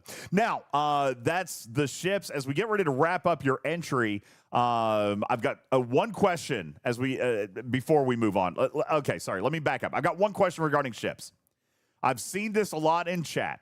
Now that we know what the requirements are, now that we know that we are seeing some crews with high-tier G6 epics, like we're seeing in the chat, Shelby, we're seeing Skippy, we're seeing K92 saying, listen, I can probably handle the 72s and the 73s pretty reliably. That's where the 74s are starting to kill us. But we've got the ability to unlock the G7 uncommon at 73. So is the Vengeance skippable now? Okay, so my answer would be, wasn't it always? Fair enough. I kind of think I was scared that it wouldn't be. But now you that were terrified and convinced that it wouldn't be. Yeah, I'm seeing the community develop a way around the Vengeance. And then you look at, for example, the Vengeance event today, which I know when you watch back this video, it's probably going to be completely different. But here at the launch, it's very, very ugly. So I'm kind of wondering if you had the patience. This does seem like you need to be able to hit your big dailies, right? So maybe not push all the way to 73 if you're going to skip the Vengeance, because you're going to need to be able to hit the big dailies, not only for your faction credits, but also for surge directives, which we're going to talk about a little bit later. But you need to be able to complete all of the dailies. So be cautious about pushing the ops to the point where your ship is and then catching up. You're going to need to hit all of the dailies at your ops level that you are, maybe 71, maybe 72, but you've got to be able to hit the big dailies so that you can speed up your acquisition of the Sigma credits. Because if you cap off, if you cut off your half of your daily income every single day, and more than half, because the big dailies pay twice as much, if you cut off 67% of your credit income, then you're going to be waiting much, much longer to earn the blueprints for. That's right, Cruzito. No more rush and backfilling. You're going to have to be a little bit more cautious as you're pushing forward to make sure that you can still to stay on top of your big dailies, to make sure that you're not handicapping your Sigma credit income. Okay? So, my last piece of advice on the Vengeance, though, is what is the future of the economy going to be for the Vengeance itself? Let's say that they very much loosen up on the acquisition and the upgrade timetable for that ship. And it becomes a ship that may be easier to obtain and max than a G6 Epic is to max. We may look at that ship as then becoming a very necessary ship, because it's going to be faster to get that ship up to a usable point to then enter G7 with, and you can ignore your G6 Epic, right? There is that trade-off, but we are not in that economic state right now with the Vengeance. It is way too expensive, way too difficult to tier up, and it's just not accessible for most players. Don't you But need a much less particular so tier already in the first epic? couple of days. What's happened with Vengeance's Mine has changed everything in the last 48 hours in terms of upgrading the ship. So we'll see. Go ahead, Tarpy. They basically gave away a free tier today of a whole entire free tier just by completing that SMS. Well, that's great. I still have to spend 14 million materials to unlock it, so it's not a big deal. No, you're you know what? You're picking and choosing, because that's only one way, and that's the least attractive way to participate in that blueprint requirement, and you know it. You literally can't spend enough not Vengeance, but Dauntless parts. Like, you would have to build 2.5 Dauntlesses if you're going to do it that way. I mean, it's not possible. They have 3 options, 3 paths to sourcing in that one milestone. That one milestone that gives you a third of the blueprints needed. That gives you 400 out of the 1,000. I mean, they're all awful. All right. But well, you know what they say. Whale harder. Turpy, go ahead with your comment as we get ready to move into some free-to-play tips and tricks. Well, I think it was the question of, can you skip an epic to get a vengeance, or can you skip a vengeance to get an epic? Ooh. And don't you need a particular tier vengeance or tier epic to get a vengeance at all? Yeah. Yeah, you're right. There was a build requirement. I cannot remember what that was. 12. It's tier 9. Oh, is it 12? I thought it was tier 9 to 12. build it. I don't know. I'm not there. So Yeah, it's tier, I thought it was 12. It's tier 9 to build the vengeance. But I mean, either way. But no, cube 16 is not enough, Oded. Cube 16 is not enough. You're going to have to take the epic up higher. I'm at tier 12 now, and it's still just not quite sufficient. But, you know, tier 14, tier 15 probably is going to be very sufficient. I don't think you got to max it. But I think tier 15 is going to be very, very effective. Doesn't it go to 18? It goes to 18, right? So I don't think you have to get all the way there. Which one? The G6 epic. Is it only 15? 18. Yeah, it is 18. But, I mean, a lot of the chat is indicating that 14 and 15 are going to be very, very, very, very doable. And even some people who might be not as squishy as me are saying they can do it on a tier 12, but I'm still uncomfortable there. All right. So I'm gonna keep pushing mine just a little bit, I think. All right, Jules, your final slides here. A couple of tips and tricks for people who don't like to spend money on primes. Right? We got some new free-to-play primes that have been released now with the new G7 economy. That's correct. It's actually primes that were not free to play before because they required G7 materials, but now you've got G7 materials, so you could put them into these primes. I wanted to include this full list so you guys all know. However, I don't really see any of these having value for you as a G7 player. One thing that is currently going on in the game, if you are Op 71, is there is an Ascension event for spending G7 materials. They have smartly lowered the value, and obviously with all of the efficiencies you have, even if you complete and finish all of these primes, which I did today, it does not complete the second milestone of that event. So still not a worthwhile spend even for material spend events. But here's your prime list. So free to play if you have not spent on these. Again, the tributes, even at level 7, are not going to make a drop in the bucket, considering the trillions you're going to need now for G7. So I still would not look into those as any value. I do like hazards, though. I like the hazard one. Prime hazard conditioning with 2,000 uncommon ore in the combat tree. What does that give? Why? Because I'm still doing G6 stuff. I still play in transigent space. I still can hit. I still need to hit armadas. I still need to do G6 armadas. You know, so until I got to be honest with you. Even look, we're still hitting G5 armadas. Every G7 player out there is still doing group armadas. And those cap out at level 60. Those are G5.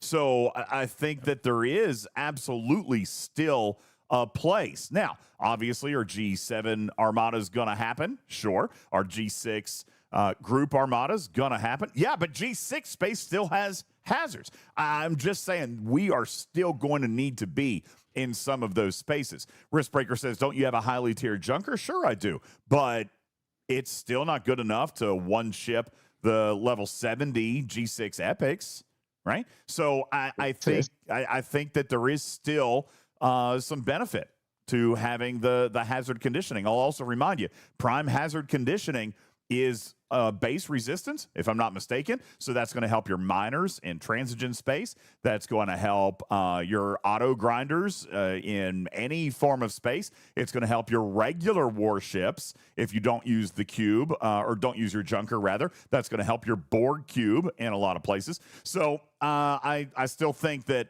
those top 3 might be worth looking at, which would be prime hardened shield phasing, prime hull citadel. But for me, number 1 on that entire list is probably still going to be hazard conditioning. I think. Yeah, I agree.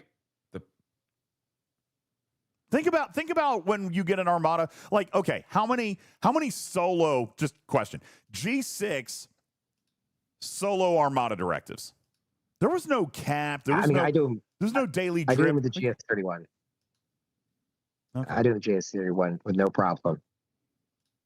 Yeah. So Okay. Yeah. I don't have to deal with hazards anymore. I'd like to have a lot. I would like to have a lot of ships not have to worry about hazards. What if my GS31's doing something else? Hazard, you could mine User more and Vindicator, train. obviously. Do what? Oh, build a second junker. User Vindicator. No, you're Vindicator, obviously. I'll Don't just you have use- a Vindicator Max? I'll just use my third junker. Don't worry about it, guys. Everything's fine. All right. Exactly. All right, Just take Junker 3 out tip. there. Last tip for the group, and this is something we didn't talk about with the warp range chart, is, I was traditionally using, pointing out the taxis and the ships that actually have the use in there. But there is a lot of housing systems in the local space, not Vale. Vale has no housing systems, but in local space, there is housing systems, but also have mining nodes within those systems. It may be worth checking out your specialty ships, their warp range, and using all those tools to get even a higher warp range to help you relocate yourself to a place where you can kind of bulk mine. This is a tip and a trick that definitely a free-to-play player is going to use. I know James Bond will be employing that. He loves to send out all of his miners in one system at a time. It's going to be a lot easier for him to get to those systems, especially ones that are not crowded, by being able to relocate even higher using tools like the GS31, or even the Vindicator has a very high warp range when it's been leveled up. So those are some last tips too for some early G7 content.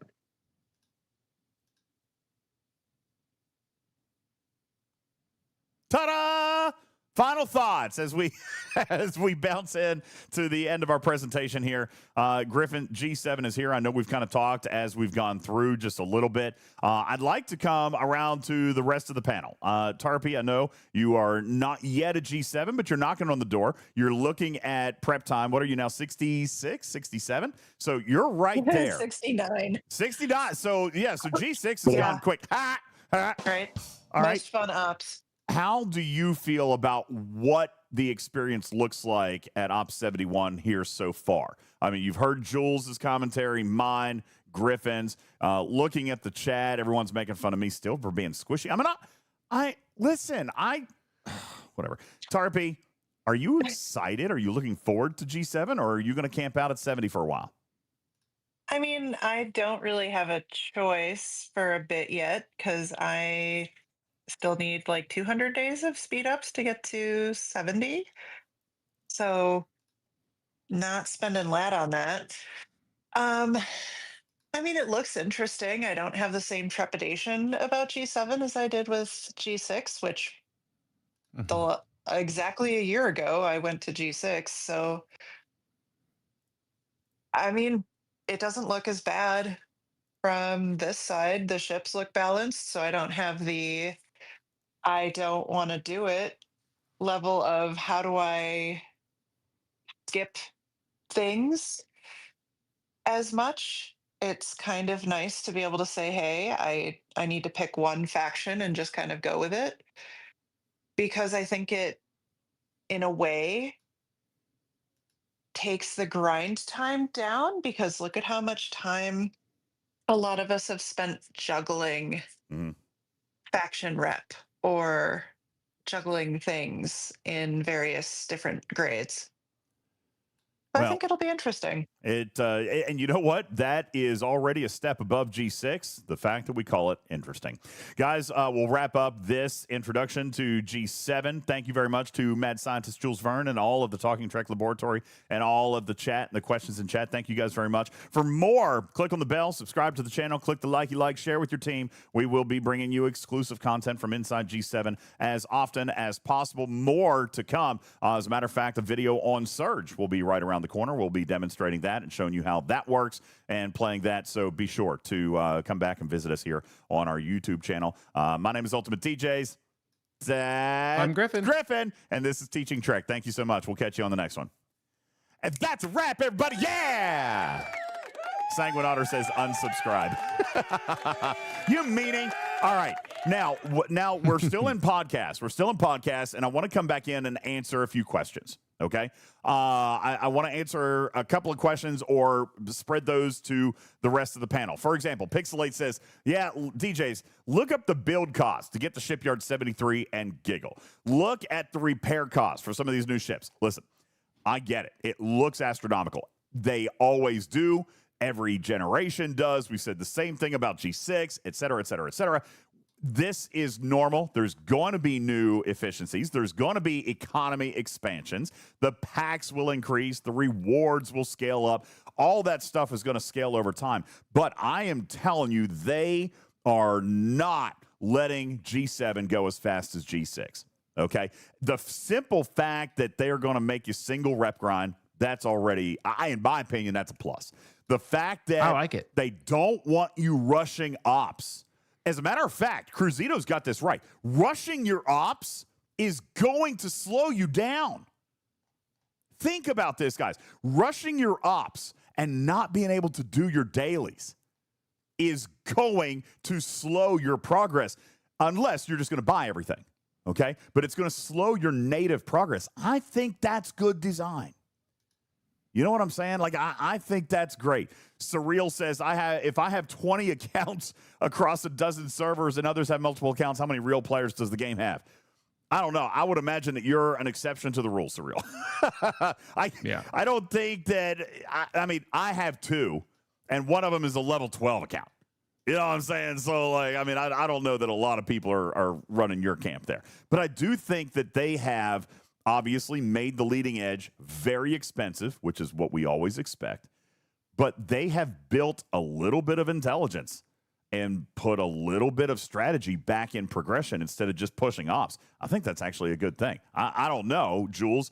I think that's a good thing. Do you feel here, just on the outside looking in, that this slow your roll style of game progression might actually be healthier for the game? I do think it's healthier for the game. I think that one of the things they did to protect themselves a little bit and protect the players who are going to push ops progression as fast as possible is provide a space they can still play it. I think we had a lot of players move up to 70 super fast and then realize they can't play with anybody else on their server. Mm-hmm. Well, now we have this regional veil space that is going to be opened up where they can still, even as Ops 80, still play with a bunch of different people across all the servers. So even for those players who are going to ignore this, hey, I'm going to sit back and enjoy the game, that they're going to push through super hard, there's still gameplay there. And I like that that design exists and is available for all play styles. Now, another big point about that is that I have seen so many people returning to the game, DJs. I'm seeing people on my server placing leaderboards whose names I have not seen in months. Istio can't re-download the game. Istio is back. Yeah. You know, I saw that. I saw oh goodness gracious! I saw another name that I was very pleasantly surprised to see back, and I'm trying to remember who it was. Daggone, I can't remember right off, and I'll remember as soon as I see it. But that's great. Yeah, I think that was great, and you know, so a couple of names, you know, coming back at least just to check it out. You know, I think is very, very good. is back. That's who it was, obviously. Destros is back. All right, fantastic. So yeah, no, I think that is some good stuff. I have seen some people talk about rushing to 71 and then paying the price for it, right? Here's the thing. I don't necessarily know that paying the price is the right word, but again, it's going to slow them down. Natively, it'll slow them down. If they can't complete their dailies, you see what I'm saying? If they can't complete their dailies, then it is going to natively slow them down and natively prevent them from further pushing their ops until they can complete their dailies. There's a lot more of reliance on ops to dailies here. Pixelate says, so camp at 71. I got to be honest with you, that is probably something I'm going to look at here for at least a solid minute. I need another tier or two on my G6 Epic before I feel comfortable going to 72. Because I need to be able to complete both my small and my big dailies, because that is going to determine the speed of my progression. The reputation that I get from there, but also the Sigma faction credits are very, very important. So J-Babe says, so DJs, can you do the big faction kill dailies? Not just yet, but I'm still tweaking on my crew, and I still need to work on Seska. I have not clicked that button 1,500 times, okay? So I'm going to have to do that, but I did max my suitor, and it is making a difference. So I think, you know, when I get Seska maxed out, that could help. Again, that's right, gamer. I need to gauge the amount of squishy I'm going to allow in my account, all right? I think I'm knocking on the door, but I want to be able to do it, but the community teaching has been phenomenal here. So let me come back to the chat if there are any other questions while we're finishing up our podcast. These are great questions. Thank you guys very much. Kaviji says, it's exciting, DJs, to travel to new and exciting areas of space, to meet strange and exciting players from other servers and kill them. Absolutely, yes. Yes. Yes, absolutely. All right. Let the hate flow through you. Let the hate flow. All right. Hey, DJs, I don't know if great. you wanted to end the podcast without talking about Surge, or at least giving some tips and tricks, since a lot of players will actually start those starting today. Here's the deal about Surge. Obviously, we were going to try to put this together. I'm running an hour late. My alliance has called it off for tonight. The good news is, if you want to demonstrate these, if you guys want to see them, most of you should be unlocking your first start today. Okay? I hope that this was not a mistake. I'm just going to go ahead and throw it out there. It might be a mistake. They might correct it. I don't know. They told me that they were going to give me some Surge starts so that I can demonstrate. So I have more than one, which means, and Noah doesn't have a football game tomorrow night, okay? He's on a bye. So I am going to deliver a bonus stream tomorrow evening, all right? And I will demonstrate Surge. And I'll be able to demonstrate, oh, Jules, they already fixed it. Wait a second. No, never mind. Ignore me. What happened? Earlier today, I may or may not have taken a screenshot of the 30,000 veil shards that existed in my account. I'm gonna have to send a message now, because I sent it to Jules, and I was like, oh my god. Here, listen, I've got the screenshot still. I'll show it to you. I still have the screenshot. Look, that says veil shards 29,000. Okay? I was like, man, you know what happens? You got to spend them before they can take them back. They really wanted me to show those off. Okay, well, fantastic. Yeah, now this is my inventory now. I'm down to 50. All right.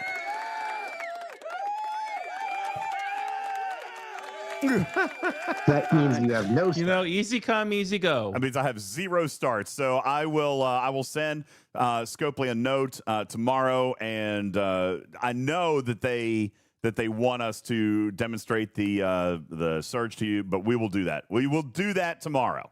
Okay, I promise we'll do it tomorrow. I will get veil shards to be able to show these off to you guys tomorrow. So that will happen, and we'll talk a little bit more about some tips and tricks tomorrow, because I know it got late and my alliance went to bed. So, but we'll do that in a bonus stream tomorrow evening. Are there any other questions in chat before we get ready to wrap up the show? We've had a great discussion, great entry talk about G7. So when will I demonstrate the Dauntless? Actually, I might do that tomorrow night as well, Dragon Keeper, because I do believe in it. I wanted to show off my max Dauntless. You want to? Well, we can definitely do that tomorrow for sure. Unless I'm going to be at a pumpkin patch tomorrow. Yeah, I'm sorry, I am not single. And it's October. You know what that means? That means that the weekends are for the effing pumpkin patches. Okay. Well, that's good. Appreciate that. Listen, I could just turn on the whale cam and let you have at it here tonight.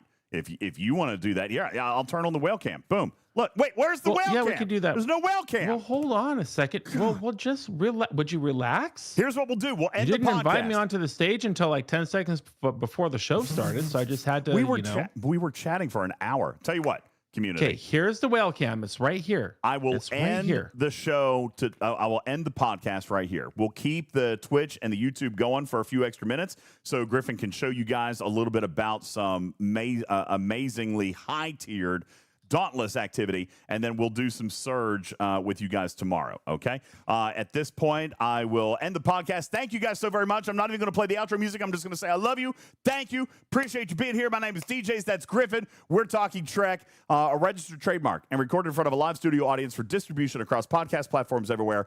I'm your friendly neighborhood cat person saying meow for now. Love you. Mean it so very much. Mwah, mwah, mwah. And we'll catch you on the next one. You guys have a wonderful night. Cut! Meow. Meow. Okay, now Griffin's got the whale cam on, and he wants to show you the Dauntless. So I'm just going to go on mute. You guys do your own thing, and love you a minute. That's right, love you a minute, and you guys do your own thing. By the way, thank you very much, Jules. A round of applause for Jules Verne, everybody. Oh, always the best. That Jules Verne.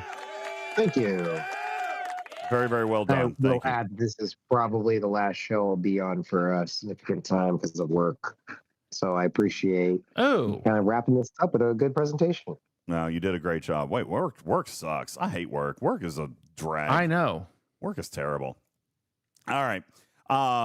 Jules, be good. I'll be Jules, talking. I'll be is talking this to still you. my best grind crew right here? For rep? Are you struggling at all against the hostiles? Well, we're about to find out on a Max Dauntless. I'm trying to I'm gonna figure go out how to into flip his game over, guys. Let's see. I was trying to figure out how to move his camera. I don't have a button for that. That's crazy. Well, you can just take my camera down. Yeah, That's I'll fine. do that. I thought we had one with the one shot with me, one shot with the. I thought I did too. thought we I'm built that. looking for it. That's camera switch. So that's to turn you on my screen. And then here's game flip for the 2-up to flip between games. But yeah, I don't see. What are you leaving or something? Are you trying to go to the litter box? No, I'm gonna mute myself and you can show off the Dauntless. I don't have anything to add to this conversation. Mine's still tier 1. So and yes, I do need to also go to the litter box. So there's that. So yeah, we'll just go here. Tier 1 Dauntless still has a purpose. You just gotta tell us what it is. Well, when I figure it out, I'll That's let you right. know. Why can't I equip this? Where is this? Griffin. Why can't I equip this? What? You What? haven't, You haven't unlock the unlocked slot it. first. Spend those rods. The purpose of tier 1 Stupid. is to get to tier 2. There you go. Is there there is no FKR rep on the CT, correct? Thought Maker will give you a little bit more. It's the more Thought base Maker. hostile. Okay, we'll spend the $2,000. I'll buy in. All right, so I have a 100% and a 70% EXO popped, the regular EXOs. I have the special transition EXO popped as well. And then I have what I feel is my best rep grind crew. That is definitely your best rep As record. compared The only thing I would add, is potentially taking off Enterprise Epicard. Do you have Black Ops Chapel, and what level do you have her at? I do have Black Ops Chapel. So Black Ops Chapel. What's the best way to find her? It's just double check the below deck. She has the below deck ability, so probably pretty early in the below deck ability. Oh, Be there you filtered go. by that. So she's at tier 4. Tier 4, 275%. Okay, so yes, this is definitely going to be better than either Enterprise Picard or Rachel Garrett, because positive, anything that's just exclusively positive, is actually doubled by exos. So if you're running 170% of exo, you can take that 275% that she has and multiply by 2.7, and that's actually going to be the effect that she's going to be giving. So she's way more potent. Oh, that's the same thing as the Galinar Harry Kim hack.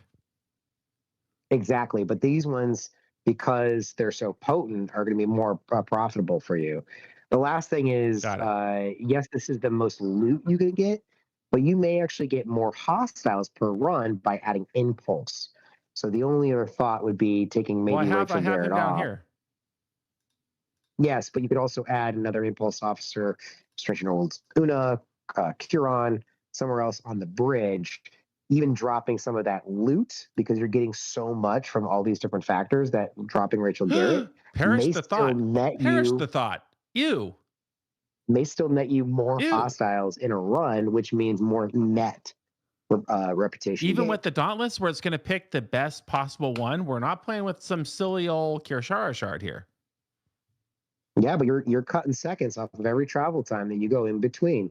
So it may be better. I'm just saying it may be. Oh, I don't know 600% This is going to have loot. to matter. Oh, hands off my loot. I know you. That's the below deck ability, but Wait, so why am I? all I would say is you have a Okay. lot of loot coming from various sources, including the ship ability itself. Rachel Garrett is adding right. some, but the net effect of Rachel Garrett is pretty low.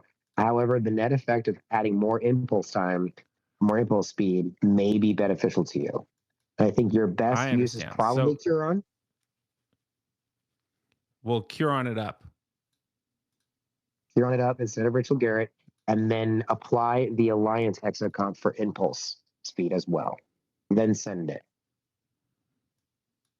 Now, I can't see chat, All right. so I'm hoping that everyone else is 100% agreeing with me that this is definitely the way to go. All right, there's Curon. Then we're going to go back to the good old. They did the research speed. Sorry.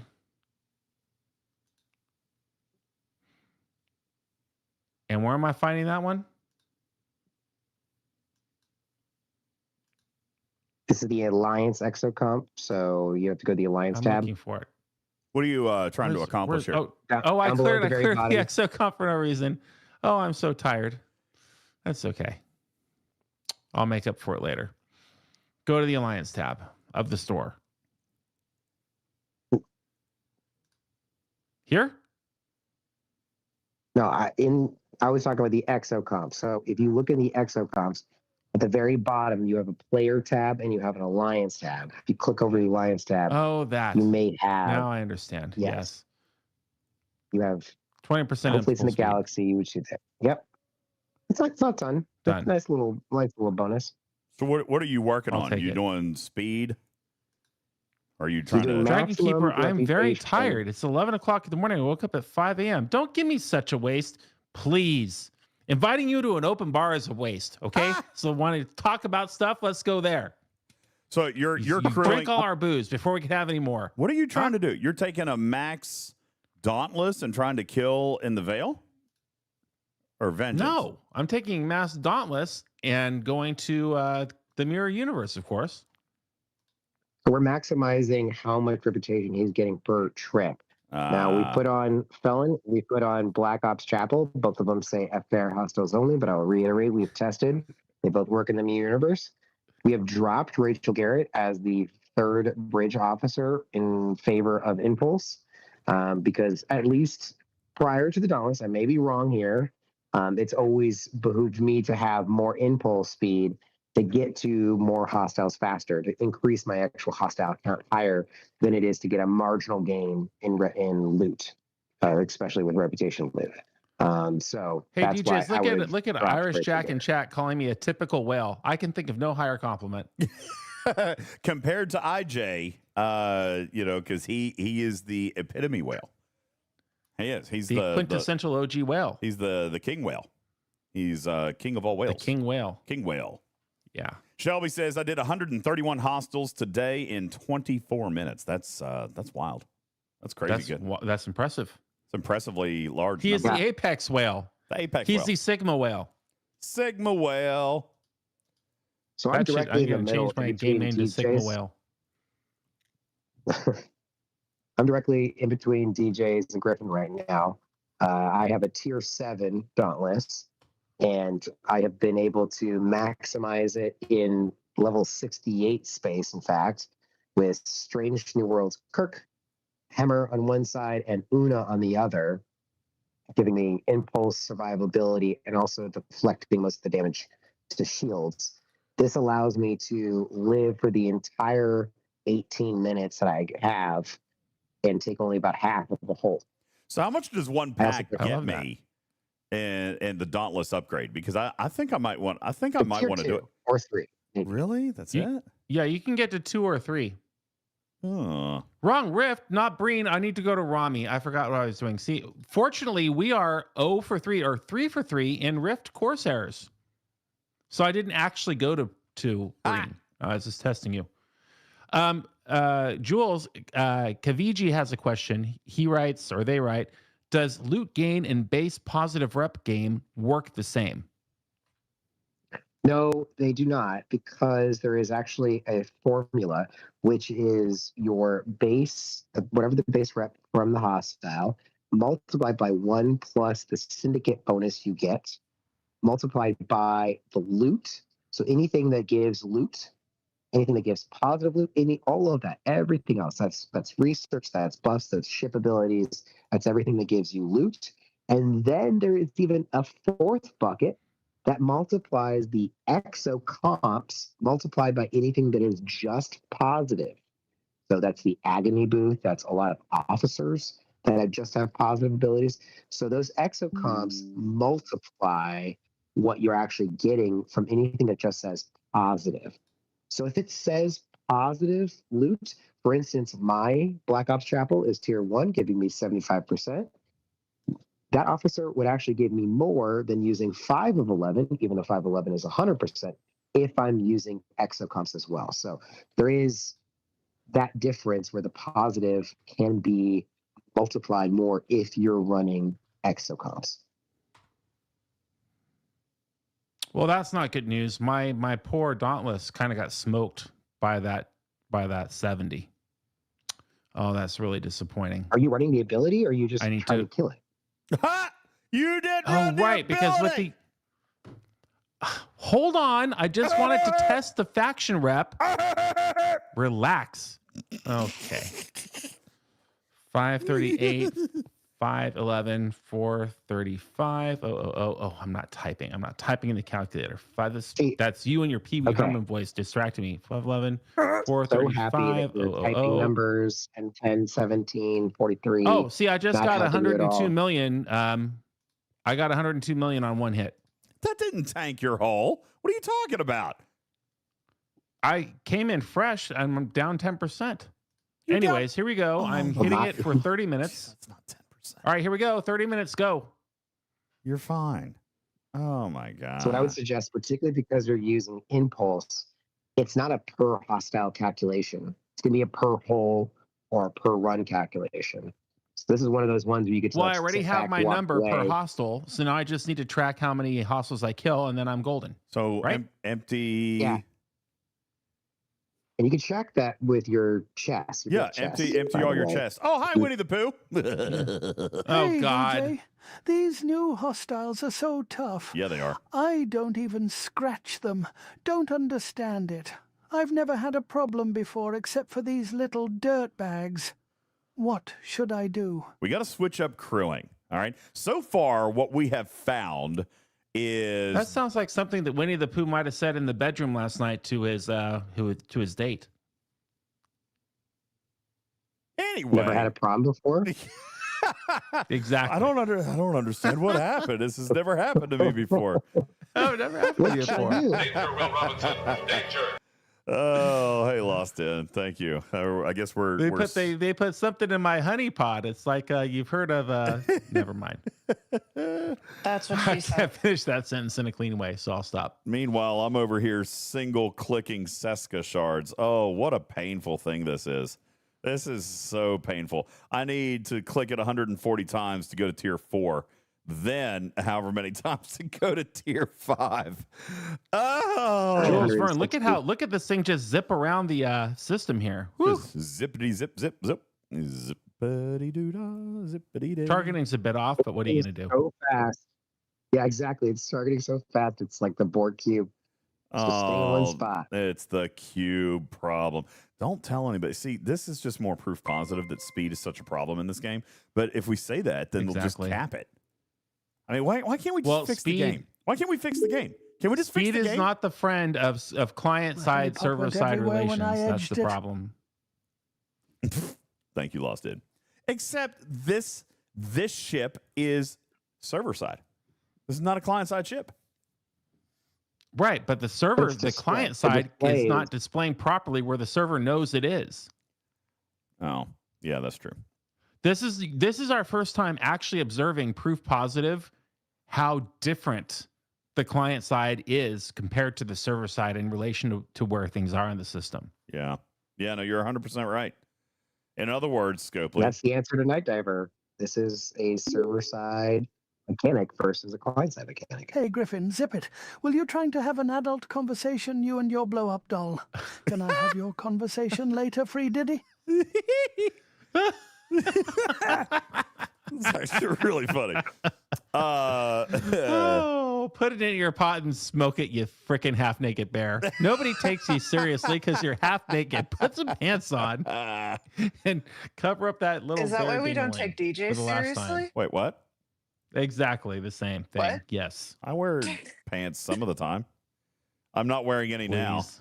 I actually realized, so Griffin, I realized that even after I turned off the camera on screen, I had you on preview camera on the studio camera. So I don't know if you saw when I got up. Obviously, I'm not wearing pants.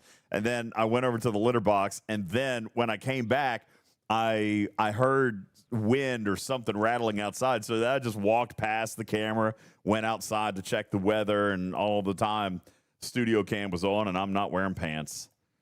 I don't know. Yes, they're not the first time, unfortunately, I've had to see your underwear laden ass. Oh, fun times had by all. Fun times. Oh, still clicking on Seska shards over here. Don't mind me. And meanwhile, Stream Elements pops in with, there's a lot more content where this came from. Who would want it? Sorry, I'm half naked, Griffin. What? Here is my shirt. Moist dongle. Oh, no. Moist dongle. gosh. No, stop. Just hold me No, with thank you, you. Max. Dauntless. Dauntless. You know, that honey's going to get My stuck in your God. fur in very unfortunate places. And I don't want to be there to hear the screams. You are right, Npong. I don't think I've got 30 minutes in me. I've got 21 minutes left, and I'm already down to like 60%. So Yeah, that's I not think good. I needed have to 2 more sacrifice a minutes? little bit more for shield health. You better last Maybe- 3 Oh, maybe minutes. Just saying. Maybe that. We could also adjust your below deck officers as well. One of the other things to do is we could probably drop Huron and put Strange New Worlds Kirk. It's okay. I shaved the hair under the honey pot. Okay, perfect. I was more concerned about your 8 nipples, but I guess that's what the shirt's for. These battles are going one round, Jules, and in that one round, that they're just popping off on me right away with very, very poor mitigation. Well, I think like that's super that's poor where mitigation. Strange New Worlds Kirk. Well, I mean, it's either mitigation or just deferring a lot of that damage to your shields. So using Strange New Worlds Yeah. Kirk instead in the captain's chair with Black Ops Chapel on the side, or potentially using more mitigation officers like Paris and McCoy down below. Hey, Griffin, last night Oh, when you no. got sticky with your blow-up doll, What it about wasn't Mud 2? lube. We replaced it with honey. Now it's sweet and sticky. Oh, no. Just how you like it. Oh, come on. This is on YouTube still. Saying. Man, that weenie got really creepy at the end. Yeah. What about really, Mud 2 really in that did. situation to prevent damage? Oh, What man. about the what? Mud 2. Mud Cisco 2. Mud. Could use that. You could also use Rathacon Carol below deck without having to switch your bridge officers. Ooh, I like that idea. It did, Caledon. Because that will put more to your shields. How much So is that I going to am do, really? 56. How much damage I'm is coming in 56 those first hostiles shot? in. How much what? How many 56 hostiles. So you're still, shots are you actually taking you're going to get 100. in that one round? Here's my battle log. Here's my battle log.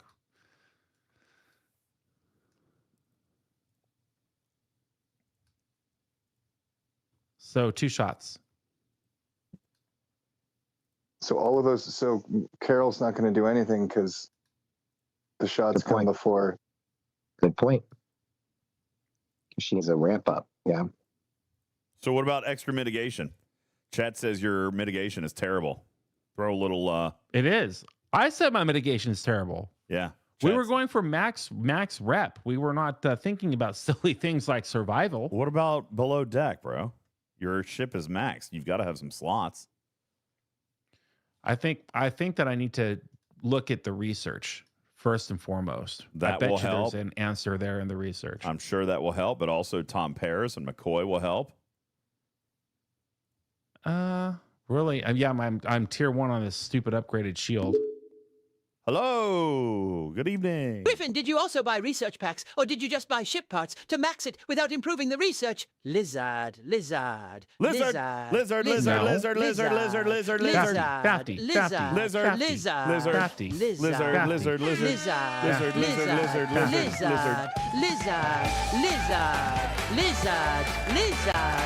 lizard. Okay, no more lizards there. We're good. I mean, I could take my apex barrier up to 10,000. Holy smokes. I just ran out of charged credits and I didn't get the max Seska. I'm going to need to redeem more credits. I like that idea. What do you think about a 10,000 apex barrier? That'll increase your survivability by roughly half. Like by about 50% more. Well, that would Each just shot, 1,000. right? Yeah, but do remember Okay, your ship already has 40,000. Yeah, it's not really gonna make a big difference. Yeah, that's not going to do a whole lot. Now you say so. Sorry. Hey, Lost In, thanks for the 5. And the 100 biddies. Lord of Scarin, thank you. Love the Zen. Thanks for the follow. We're just kind of chilling now. We've done our show. I'm not taping anymore. I probably should be processing. That way I could get it uploaded without staying up super late tonight to the AI. Yeah, I'll work on that here in a little bit. Yeah, no, we're just kind of hanging out. I can even turn the overlay shield back health on. then. I just did that so people could see Griffin's shield health. But yeah, hey, wow, still 360 people in the live studio audience. What's up? They want to see the Dauntless. They want to see that puppy. Shout out. All right, so now we're up to 2,300% extra shield. We like that, right? Sure. But again, you weren't Right. losing your shield, so it doesn't matter. Yeah, that was. God bless it, Jules. That was a fool's errand. Fool's errand. Sorry, you really got in the way of me helping you. So let's just focus on your below deck officers when this run is over. And I'm also curious too, like how are you doing right now? How many more minutes That's you got messed left? up. He still has. Right now, I've killed 87 hostiles, and I have 15 minutes left. But he only has about 15% hull left. So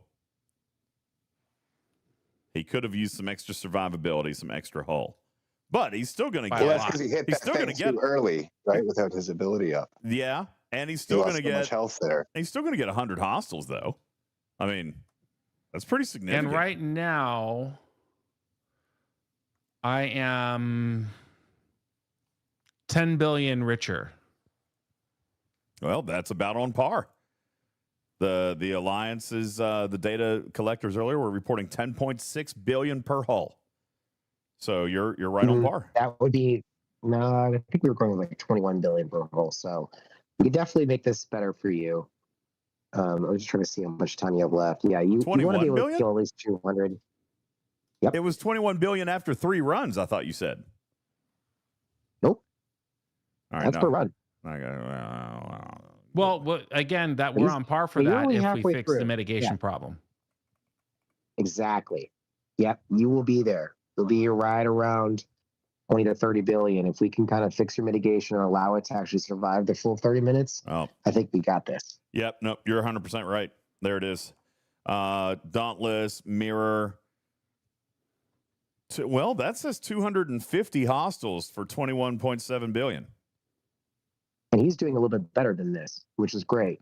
He's hitting the 70s. He's using more of officers than I actually put into this calculator. So he's So actually really, what would improving be on the this. best crew? My NTE is T11 with 1 gun left. Maxed slipstream. God send us halfway, even with Cerritos. I don't even scratch it. Yeah, tier 11 may not be enough, bro. Not enough. You need to tier that Winnie. up, Winnie. You need a tier Let me 12. tell you how to help your honeypot. While you've got this up, DJs, you just want to go up to the hostile current screen. Yeah. There you go. So the point of this hostile crew is for max shield regeneration and hull regeneration to allow you to last the amount of rounds you're going to do. Strange New Worlds in Banga gives you mitigation as a captain's ability, but it also gives you shield regeneration. You got Seska. You also have Harry Kim, who's giving morale in the Star Path research tree, is also going to give you some shield regeneration. You've got Suitor. You've got Pick You for hull regeneration. And then you've got some defensive abilities here. Wrath of Conqueror, putting more to shields, preventing some of that going to your hull. Urathicon Joaquin, giving you most of the isolated defense that you're going to need. And even getting hull breach will actually reduce the critical damage you're going to be taking because of the Star Path research tree again. So what I would suggest is start with this crew.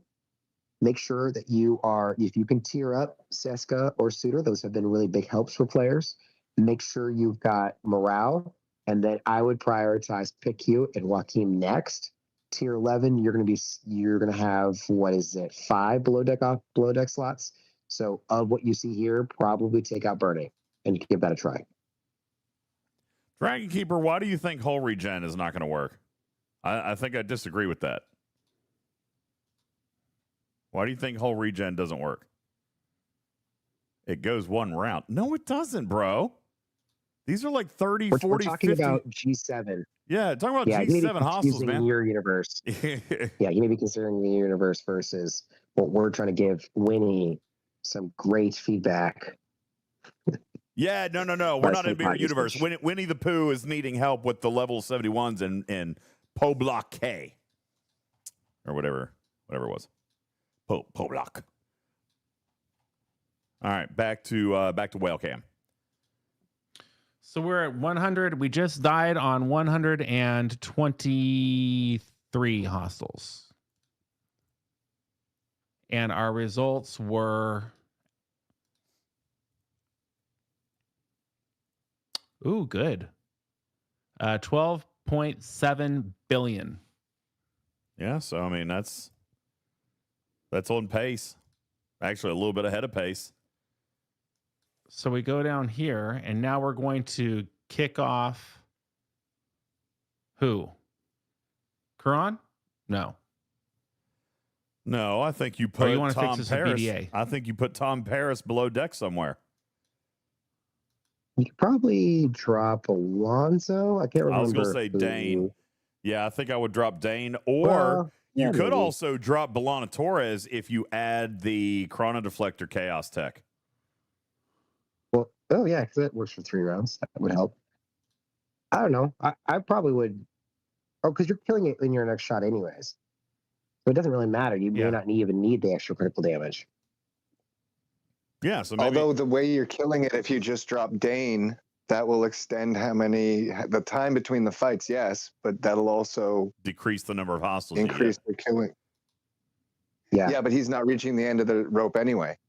So if he's increasing your survivability with only suppressing his speed, it might balance out more towards the actual 30 minutes. But who do we put down here? Tom Paris. Want to get Paris back? Yeah. Your mitigation sucks. Okay. Well, wait. It depends on what's your McCoy is higher. Yeah, what's Walk McCoy? If he's maxed, where's that then guy? Use that guy. He'll be better if he's maxed. Oh, he's on the freaking time. Vengeance. Hold on, I got to turn the ship around. I only suggested he drop Hull Breach if he adds Hull Breach back with a Chaos Tech. Yeah. Looks like you got popped. You got popped in the veil. By who? Where? No! Oh, come on, you guys. It's 11:45 p.m. He needed a note. Were you over cargo? Mining is dangerous. Just saying. 15 minutes to dailies. Go to the go back to the log. Let's see the log. Were you over cargo? Because if you were, I don't want to hear no bitching. Of course, I was just barely over cargo. Okay, there you go. Seaver got me. How much over He took cargo? 930,000. Dude, you were 30. You were 40 minutes over cargo. You were 900,000 over cargo. That was not barely over cargo. Yeah, that's right, man. You've been over cargo for an hour. I'm not writing a strongly worded letter to him. I'd say he did a good job. Good job. Love it. Here. Season's greetings. Dirty Dailies ruiner. Oh, you're gonna get KOS. You're gonna get KOS'd. Oh, that's great. This is so funny. Shame. Nobody likes a DDS on their server, but Dirty it's Dailies. not a server. It's a region. What's a Dirty DDS? Dailies ruiner. DDR. Dirty Dailies dental ruiner. surgery. That's what a DDS is. All right. So, anyways, here we are with the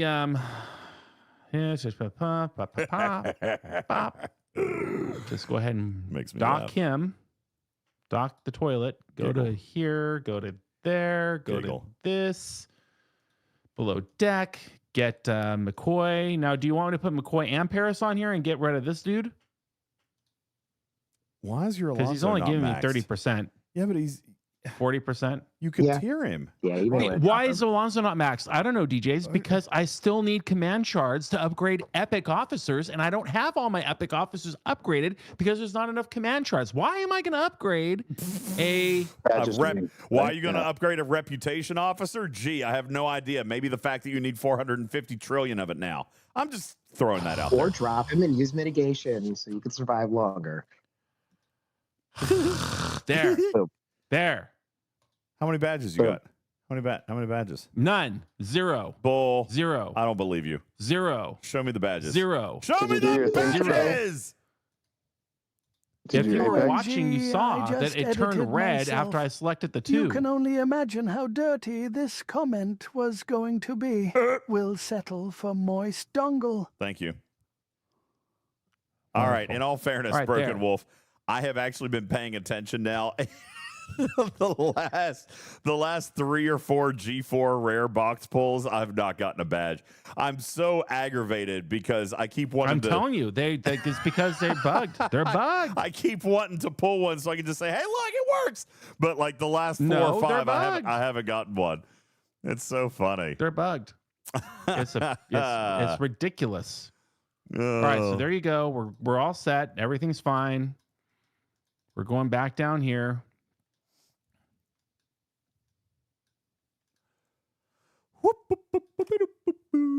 14 seconds away.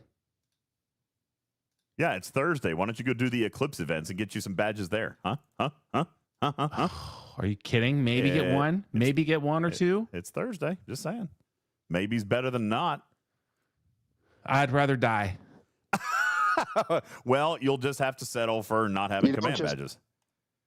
You don't just pull excess officer shards. Like, just go pull some muds from the transporter patterns. How many do you need? Like 100K? Go pull what? Some muds. Go pull mud from the transporter patterns? What is that going to do with command badges? Oh my God, you silly goose. Oh, for the Thursday event. Tell me you don't play the events without telling me you don't play the events. I forgot it was Thursday. No, you didn't. No, you didn't. We just said it. You just repeated after me. Oh, it's Thursday? Oh, that I was have disgusting. to pee. And Carissa, I do know things. It's not that I'm a whale and I don't know things at all. I know many things. Teaching Trek. Listen to you guys go. Look at you just dogpile on poor Griffin. He's been up. Oh, teaching Griffin. Oh, well. You know. Oh, it's okay. You can't. Ain't no bugs on me. Ain't no bugs on me. Ain't no bugs on me. There might be bugs on some of your mugs, but there ain't no bugs on me. All right. Anyways, here we go through the rift space where I will select the proper system. Rami. Yes, that's good. To travel next to. Rami. Not that it matters what I select the first time, because it never works the first time. Teaching Griffin. Griff, teach me about keeping up with my missions. Tavi Mose, I did. I got an 11-hour stream. You can check it out on my Twitch page. He did it. He did it all. Very impressive. And you know what else? You know what else? I not only impressive. did it, I did it with a smile. That's true. And that is the teaching. That is true. He did. Okay. You didn't see me rage quit or complain. Neither did I. Or cry. I beat you there live. I got it. You did, and you relished it a little too much, and that did hurt my feelings. What? Did I finally outwailed you for a second? For 1 second? That had nothing to do with outwailing. You were there. I was simply too busy. I was too busy. Op 71 for like. You lived the story of the tortoise and the hare. Yeah. I was there for 26 minutes before you passed me up. All right. 26 minutes. Thank you, Ben Sai. I do have all of my dailies done, unlike DJs who probably has not started his. No, my dailies are complete. Thank you very much. Well, except for my big daily. I couldn't do the big daily. I wanted to do the big daily, but I just can't do the big daily right now. I don't have.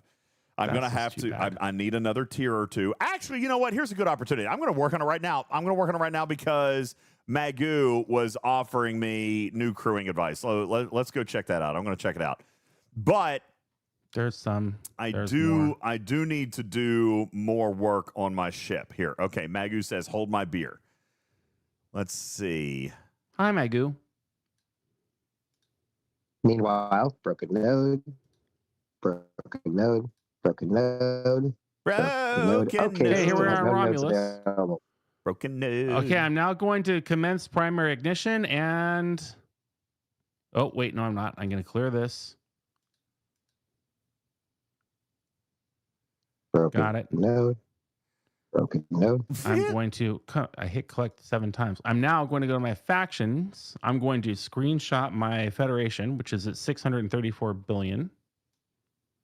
929. Okay, that's open. Now I'm going to commence primary ignition and mark. Click. And let's see what we do now. All right, I'm still looking for that magic crew. Magoo says that he can get my my cube killing them. Here we go. Try this on your cube. I bet that still requires... Oh, shoot. Oh, yeah, we're much better on the mitigation now. 188 divided by 133. All right. We like that, right? One what? Oh, sorry. Well, 188 divided by 133. Oh, yeah, that's a lot better. Yeah. That's a gazillion % better. Let's see your whole health now. 187 divided by 133, basically. Yeah, much health better. Is doing well. Oh, yeah. We're dropping almost nothing each time. So we're going to go the full 30 minutes now for sure. For sure.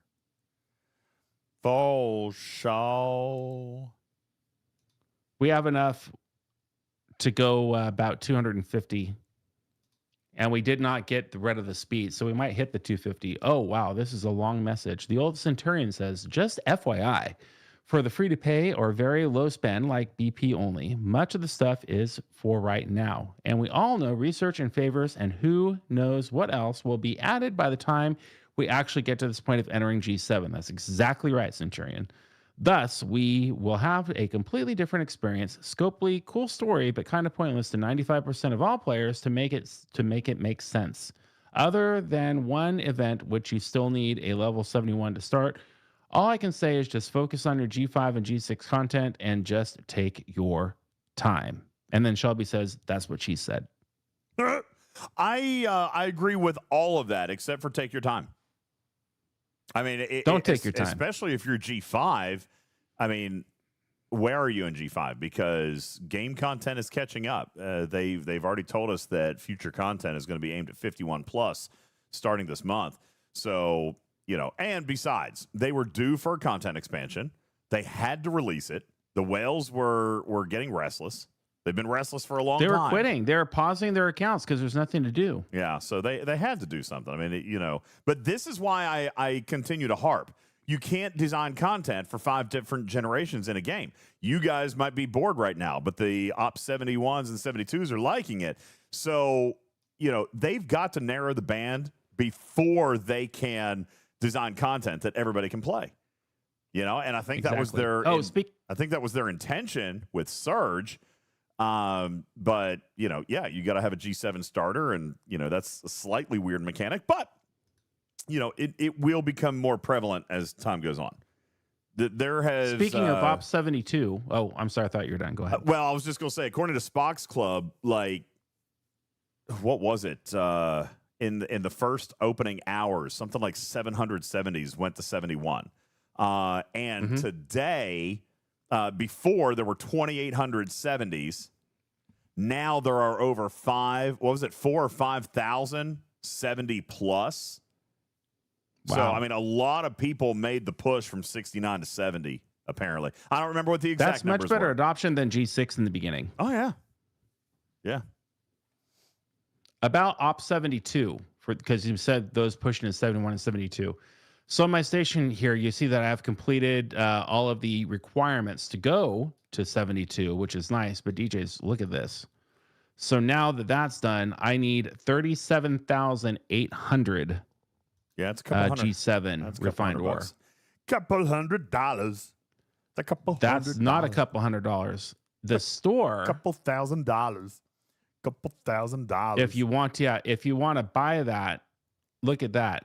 The ore, the G7 ore you get for a $100 pack. Slow your roll, only baby. 4,000. Slow that roll. Yeah, man. Slow it down. How about that? Slow it down. It's gonna take quite a while to get to 72. Hey, one of the things, collecting that ore. One of the things that I said when G6 came out, and a lot of people don't like this perspective, but I think it's a fair perspective, is that every day that you play the game, your next piece of progression actually gets just a tiny bit cheaper, because every day they give rewards. Every day you're grinding out some stuff. Every day your refinery's giving you something. Every day you're earning materials. Every single day it gets just a couple of dollars cheaper. So yeah, today might be $1,000 for that next building, but tomorrow it might only be 996, and the day after it might be 989. I don't know. All right, but every single day that you use natural progression, it gets cheaper. People don't like hearing that. They want to know, they want it now. But, I mean, I think they have sent a very clear message. They do not want level 80s in 6 months. I think they have made that very, very clear. Could be me. I don't know. Could be wrong. Go collect their Apex. There is a lucky streak right now. Go what? Collect what? Cruzito says, go collect your Apex. There is a lucky streak right now. Oh, yeah. There's a lot of command badges going through the chat right now. I see that. Yep. Go get it, baby. Go get it. What? Harry Kim, Watt Carroll, Belana Torres. Okay. I am trying a crew that Magoo sent me for my cube. I don't know how I feel about it, but we're going to give it a go. This is going so much better. We're 51 hostiles in, DJs, and I'm down like 15% whole, 10% whole. It's fantastic. So Magoo writes, against a level 71 Surge Walker. It's interesting. Okay, so I'm going to flip my screen over. Magoo, so Arc, let's maybe try to give this a shot. This crew right here, Magoo sent me. I'm going to show you a couple screenshots. All right, this is Magoo's first one, where he was using the crew that we were talking about earlier tonight. He lost about 70% hull against the 71. But he did a little bit of tinkering with Chang. And look, he only lost about 15% hull. Now, here's the kicker. I guarantee his Seska is probably maxed. Okay? Mine is not. As a matter of fact, my Seska is weak sauce. It's only tier 3. I may not get the same results right now. I'm going to give it a go. But see, that's restoring shield. I bet a lot of this depends on the shield staying up. Yeah, see, look, his shield stayed up here. I may not have enough shield regen to keep it up. I also do not have a slipstream, even unlocked. Don't even have one. All right. So what Quasel said, this is something we were working on in the lab. So what were the forbidden tech and chaos techs that you guys used in this particular setup? So I've got forbidden, or I got the agony booth for some barrier and some extra damage and some extra hull health. And then I did temporal conduit for my hull breach. But it's only 2 rounds, right? Let's see. At the start of each round. See, I don't think I need Balana here then. I think I can go with, I can either change it. I can change the Chaos Tech. Or I can drop Balana Torres and add burning. So which one do I want to do? Which one do I want to do? Shelby says go with the gods. Torres for Chang. You need Torres for Chang. All right, so we're going to change the Chaos Tech. For Chang. So change the Chaos Tech over to the Godsend. Quasel says go for max crits and take them both.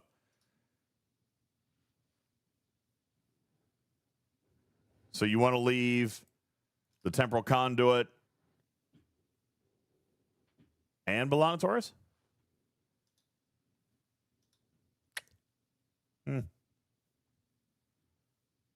That's redundant. You don't need that. Unless your Balana's not maxed. No, my Balana's maxed. Ooh, this just in, breaking news.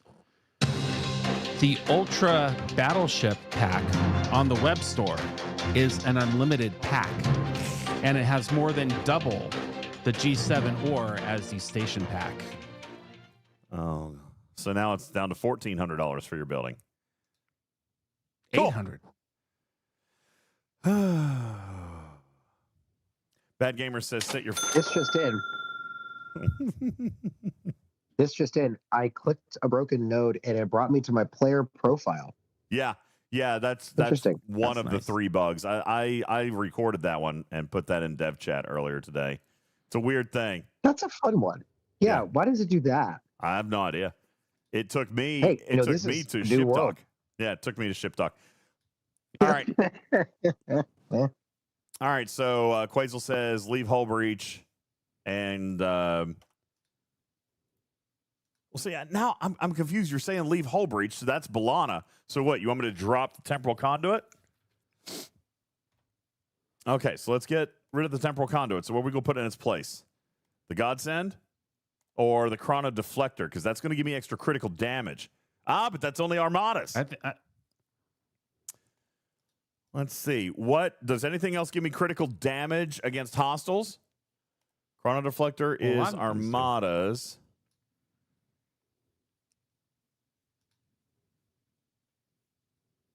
You guys are saying Godsend, but Quasel says I need to have burning. So if I'm going to leave Balana, then I got to drop something else for burning.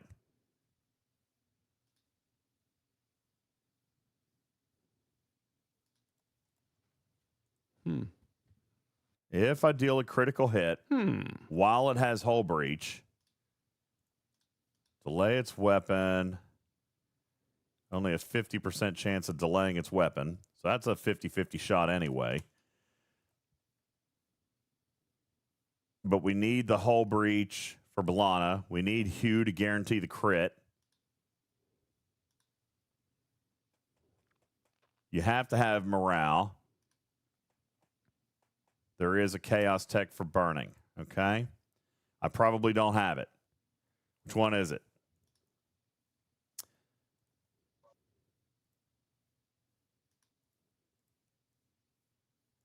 I'm looking. The Gorn one. There we go. When fighting hostiles, 85% chance to apply burning. Okay. We want to go that? All right. Okay, I think we have this licked. And you want to go Metreon Cascade here instead of Agony Booth is going to get me a lot more damage and hull health. Ooh. And it gets me extra. You want Ooh. What do you want? The critical hit? You want the critical hit chance? Yeah, but I've got Hugh. I ran out of shard shorts. I ran out of credits. I'm not there yet. I need 100% crit chance. Okay, all right. I'm going with you. We're going. We're gonna ride this pony all the way to the train station. Here we go. DJs, this one is for a panda pirate. Huh? Did you just get hit? Hey, Panda! No. Oh, that makes me sad. Panda's not in my veil. That makes me sad. I would have liked to have. He wants me to pay for the common. Yes, I'll pay for the common. Yes, perfect. Okay, while you're warping, click on over live on stream. You doing it? You're going to op 72. Why? Why are you doing that? Because we can. Oh, okay, good. Nice. All right, now in the meantime, I'm going to the veil. 2 down, 8 to go. Isn't that 10 Ducat charge you'll get for opsing up? Yeah, I believe. No, I got 6 million Latinum. Hey, all right. And I finished the mission. All right, so I'm going into the veil. I need to kill 71 Klingons. So I believe that I will travel to this system.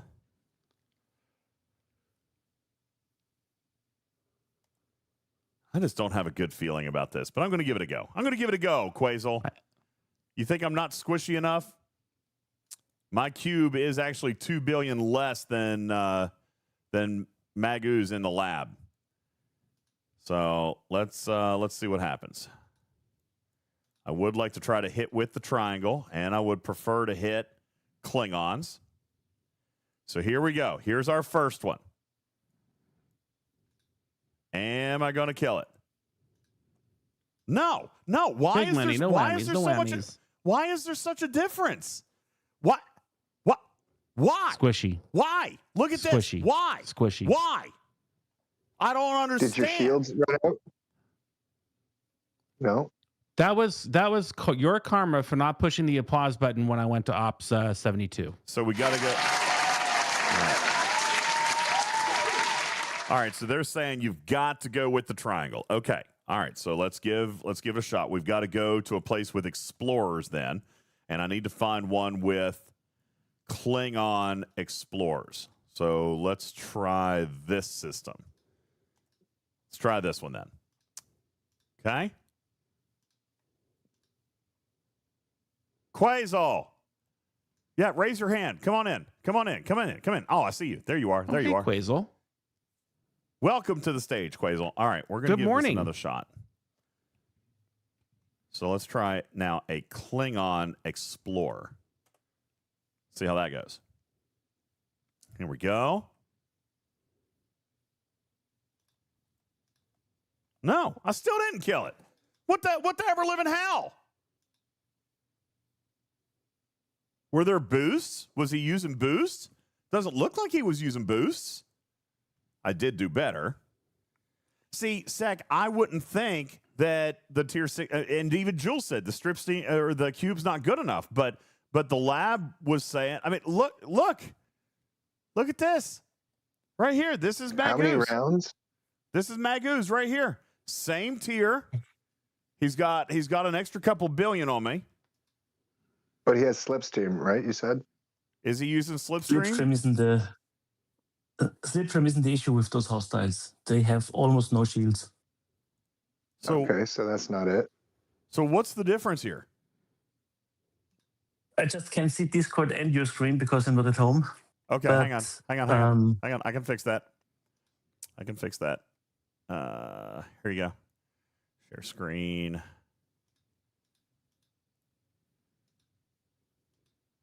All right, there you go. In Discord, I just gave you a screen. Oh, nice. Need it bigger. Let's see. That's what she said. I lost shield, so maybe my maybe your Seska. Seska. Yeah. It went 46 Can you rounds. subsidize that with Black Ops in Benga? Well, no. Black Ops and Benga did not do as well. So that was what we were talking about to begin with. Black Ops and Benga didn't do as well. Here's a Black Ops and Benga screenshot, and you can see he took almost 70% of his hull. So he was trying to use Benga, and then found this better combination. How many rounds? I went 46. How many rounds did it go? 46. So that's okay-ish. Do you see when you lost shields? Maybe it's early on you lose shields, but it's 64 rounds. It's and the battle log is buggy, so I'm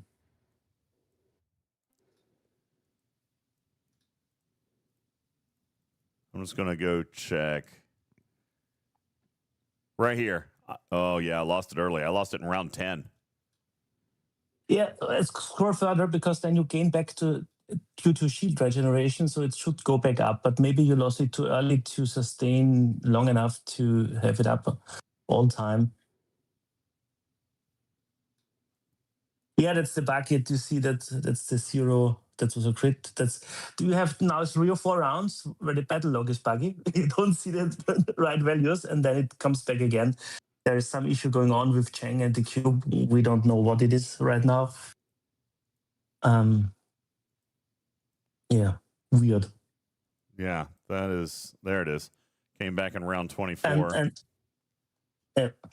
And maybe you are at 100% crit chance, because if you're not at 100% crit chance, Cheng doesn't work properly.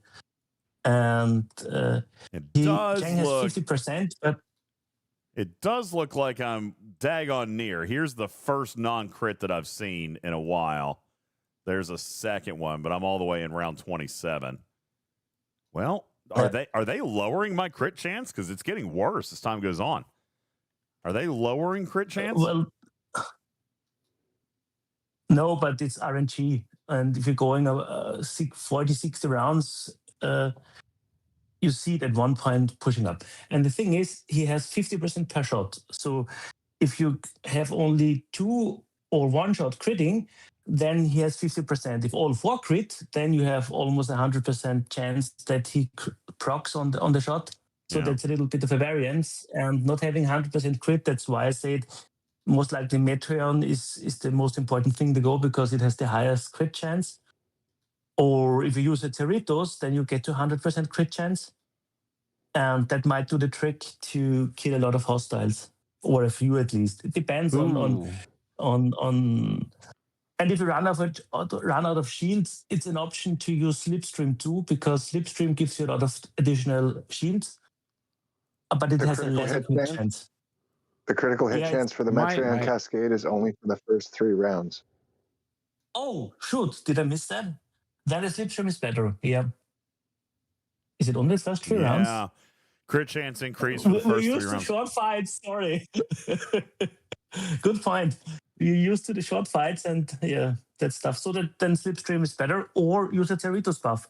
Then you're getting additional 30%. Well, that might do the trick. The Metreon is no good, then we're better to go back to the Agony Booth, right? Because we're going to get more hull, more damage, and some Apex barrier, and then I'll use Cerritos for crit. Yeah, right? Okay. Might work. So let's try that. Pardon the interruption, but my Dauntless is stuck. Dauntless stuck. Giggity? Can you manually hit one? Look. I have 5 minutes left in the mirror. Oh, they said this was a bug. I have 6 minutes left in my thingy. And it's just sitting here. Try to reset the game. Although it's not going to matter because it's server side. It's server side. So no, it's not. Yeah. Yeah, rebooting the game. So this is not an infallible system after all. Try to hit a hostile and hit spacebar. He doesn't use community mod, so it's probably not going to matter. But hit spacebar anyway. That might be in the STFC version. Nope. I'm hitting the spacebar. Nothing happens. They did say that this was a known bug. Remember?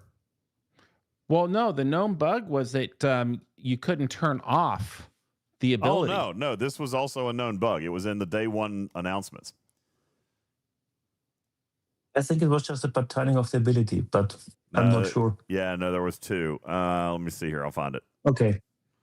Primetime points out, don't worry, the store still works though.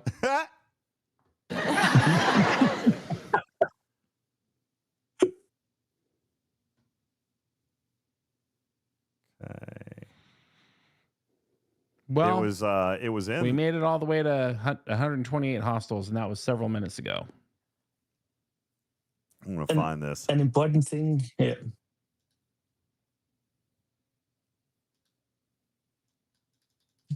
I think it was very on the bottom with the There bug it is. fixes was the right here. one issues.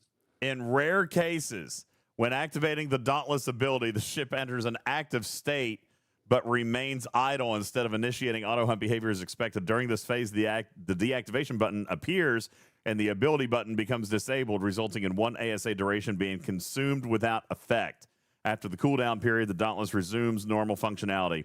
We're expecting a fix in the coming days, but they haven't done it yet. So, oopsie poopsie. Perfect. I'll just open up a nice little ticket and get my little start back, right? Perfect. Yeah. Yep. You're special. You're rare. Yeah, you are a rare case. Rare case. All right, so let's pop up here. We're gonna go with the disco. We're gonna bring a Ritos. You're welcome, KVG, for the bug test. The thing is, if you try this, it needs to be on the cube because the cube has a lot of shots. Yeah. That's the important thing because Chang stacks per weapon. So if 1 weapon fires, he delays it for 1 round. If 2 weapons fire, it's delayed for 2 rounds and so forth. And the conditions are you need hull bridge and you need a critical hit with your shots. That's why we need all those ingredients. And then, depending on your situation, you can add the burning additionally because the fights go long. And if you're getting to 100% without relying on you, lower deck, you can then switch it to mitigation and go outside the triangle too. The thing is, the Q doesn't. That's weird. Still didn't do it.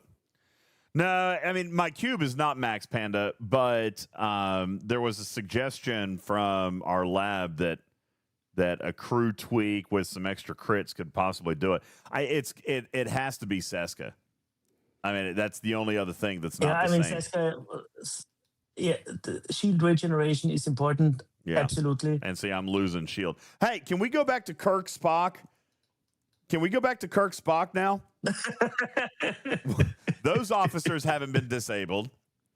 All right. Wait, what are you? Kirk Spot works great for the nightmares. If you add the 750% to your defense stat, is that higher than your percentage that you're getting? Do what now? I mean, with the current officer stats, who knows? Right. Has anyone checked? I'm just curious. I'm going to try it. Why the hell not? All right. So what do we go? Kirk Spock Suitor, right? Is that what we're going to do? Kirk Spock Suitor? I would go. No, we're going to go Chang Kirk Spock, right? No, does Kirk? Yeah, because it's Kirk's officer ability, right? You don't need Kirk if you have Kim under deck. That's right. I don't need Kirk. I'm just going to do Spock. All right, let's go find Blue Spock. All right, he's all the way down here. Blue Spock. So which one? How many percentage was Spock? I can't remember even. 750%. 600%. 750% of defense, but my defense is 1 million. So that's 7.5 million. Yeah, but how many billion shields you have? Yeah, that's probably not a whole lot, is it?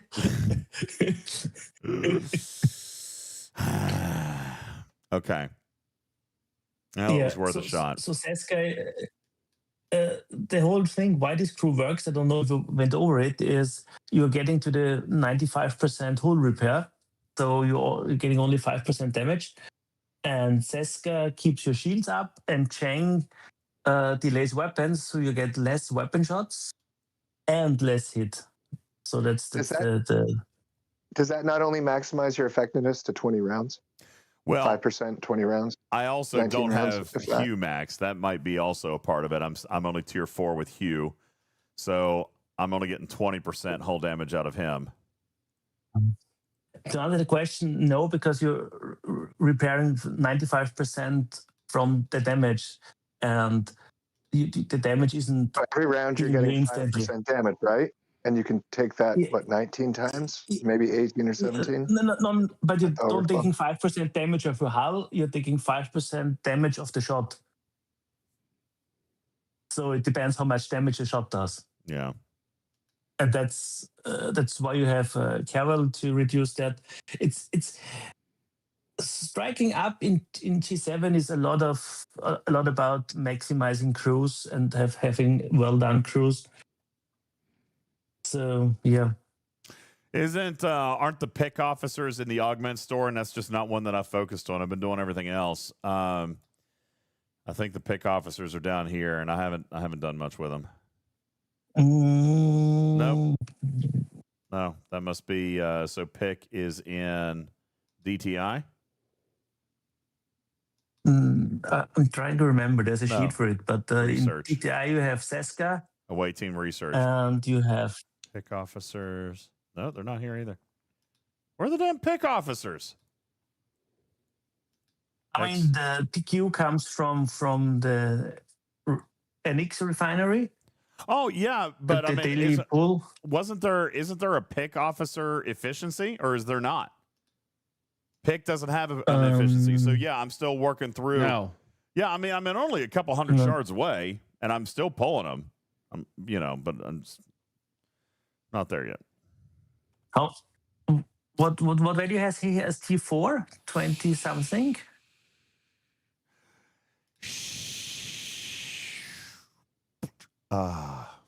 That's literally exactly what I'm running, bro.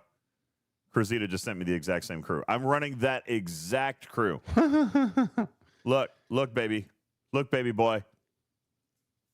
That exact crew is what I'm running right now. That exact crew. Cruzito. Pick Hugh is in depot tokens. Let's see if we can max him out. Is Seska in? Is Seska in there? That might be more important. Yeah, but Seska's DPI just press the button 100 million times. Here's Pick Hugh. I've got 1 million depot tokens, so I can finish this out. Let's see, 50 shards. I need 260. Oh, I'm going to be just shy. I'm not going to be able to max him. All right, I guess I'm going to wait. Yeah. It's so close. And you might, which one should I max first, Seska or Hugh? Tricky.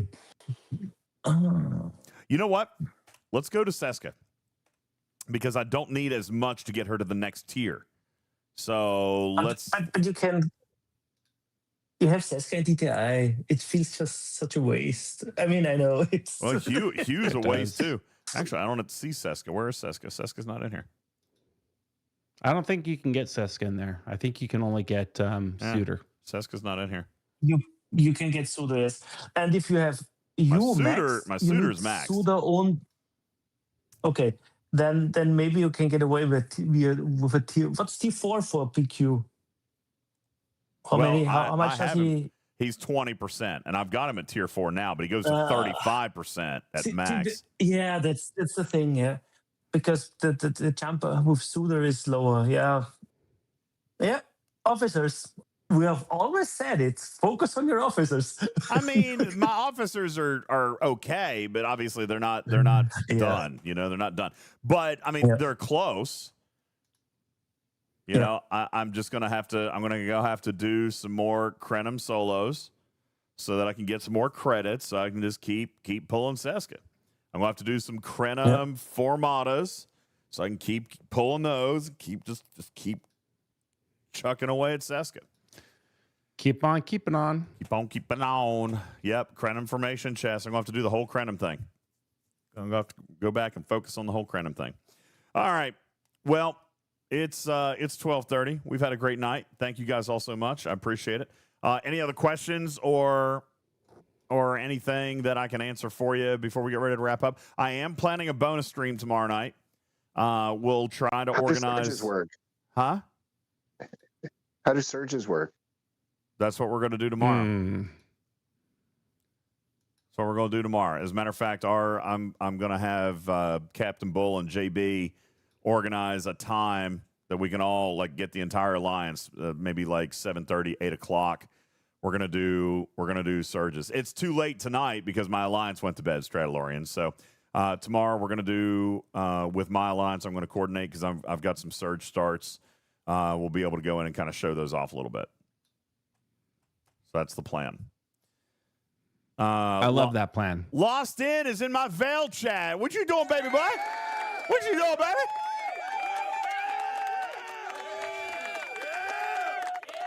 All right, is Lost In Op 72 yet? Wait, they're all talking about me in Veil chat. What the hell? What's wrong with you guys? Leave me alone, man. Well, you're a spectacle. By the way, I love my Veil chat. I love my Veil chat. I've got this. Again, this might be what's got me so rosy about G7. I love my Veil chat. So many people I know in here. Hey, Doss, I'm going to start doing Talking Trek server sound offs in my Veil chat. There's so many of our community in our Veil chat. I love it. Oh, come on, Jules. Thought your phone would be dead by now. You found that charger after all, huh? All right. Listen, I got to go because it's still going to take me another 30 minutes to prep the show and get it uploaded and all that stuff. So, I'm good. Well, great job, DJs. It was a good show. Good job, everybody. Appreciate you guys all. Great success. Yes. I do plan We on a showed off bonus a lot of stream. good stuff. I do plan on a bonus stream tomorrow. We'll get that number down below double digits tomorrow. And we'll do some surge tomorrow. And then we'll just kind of play and chill out and have a little bit of fun. Because Noah's football team is on bye this week. So I don't have a football game to go to tomorrow night. And I'm going to give me an extra week for my hand to heal up from the drone attack. Why don't you take him to a pumpkin patch?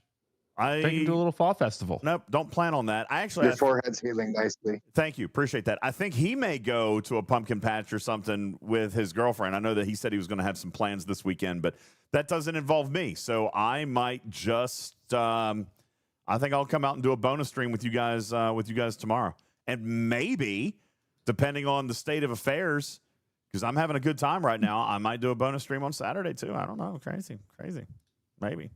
Make that push to 72. Ooh. I'm not going to push to 72. I'm not spending that much.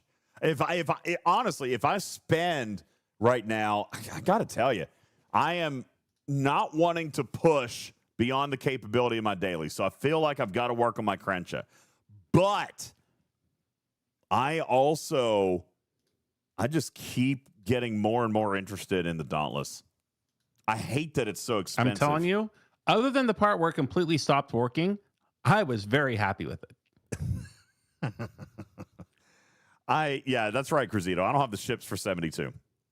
But I am Did it more stop at the exact same hostile number from the first time through that it died at? I'm very interested in working on the Dauntless. Close to a little bit more, about 20 more, but then it did stop with 10 minutes left. So I could have got to 200 hostiles killed in 30 minutes, easy. And while I'm doing that, then I have my vengeance over in the system I'm in now, getting the 200 million per hit on these reds, which is great. So it's a nice double whammy. And Zovitis. Can you imagine that, DJs? Five hostile hits gets you 1 billion rep. What? And you only need, I said 5 hostile hits getting you 1 billion rep. Yeah, sorry. I'm looking at a different chat. They're giving me shit too. You know what? F all of you. You're in your own you're in your own feels. Everybody's making fun of me, man. Everybody's making fun. I'm just ending the show. Oh, they do that about me all day long, every day. Y'all been mean to me, man. I'm gonna take my Dauntless and go home. I'm taking my Veil chat and going home, man. All right, no, I'm not gonna play that. All right, that's it. That's all I got. Let me play a song. We'll get ready to get out of here. We'll raid out. Where are you guys wanting to go tonight? Is there anybody on? See if there's anybody online, and we'll rail out. We're gonna rail out Rail out? Go rail I out. don't want to rail anything. I certainly do. Just can't. All right, let's see. Who we got?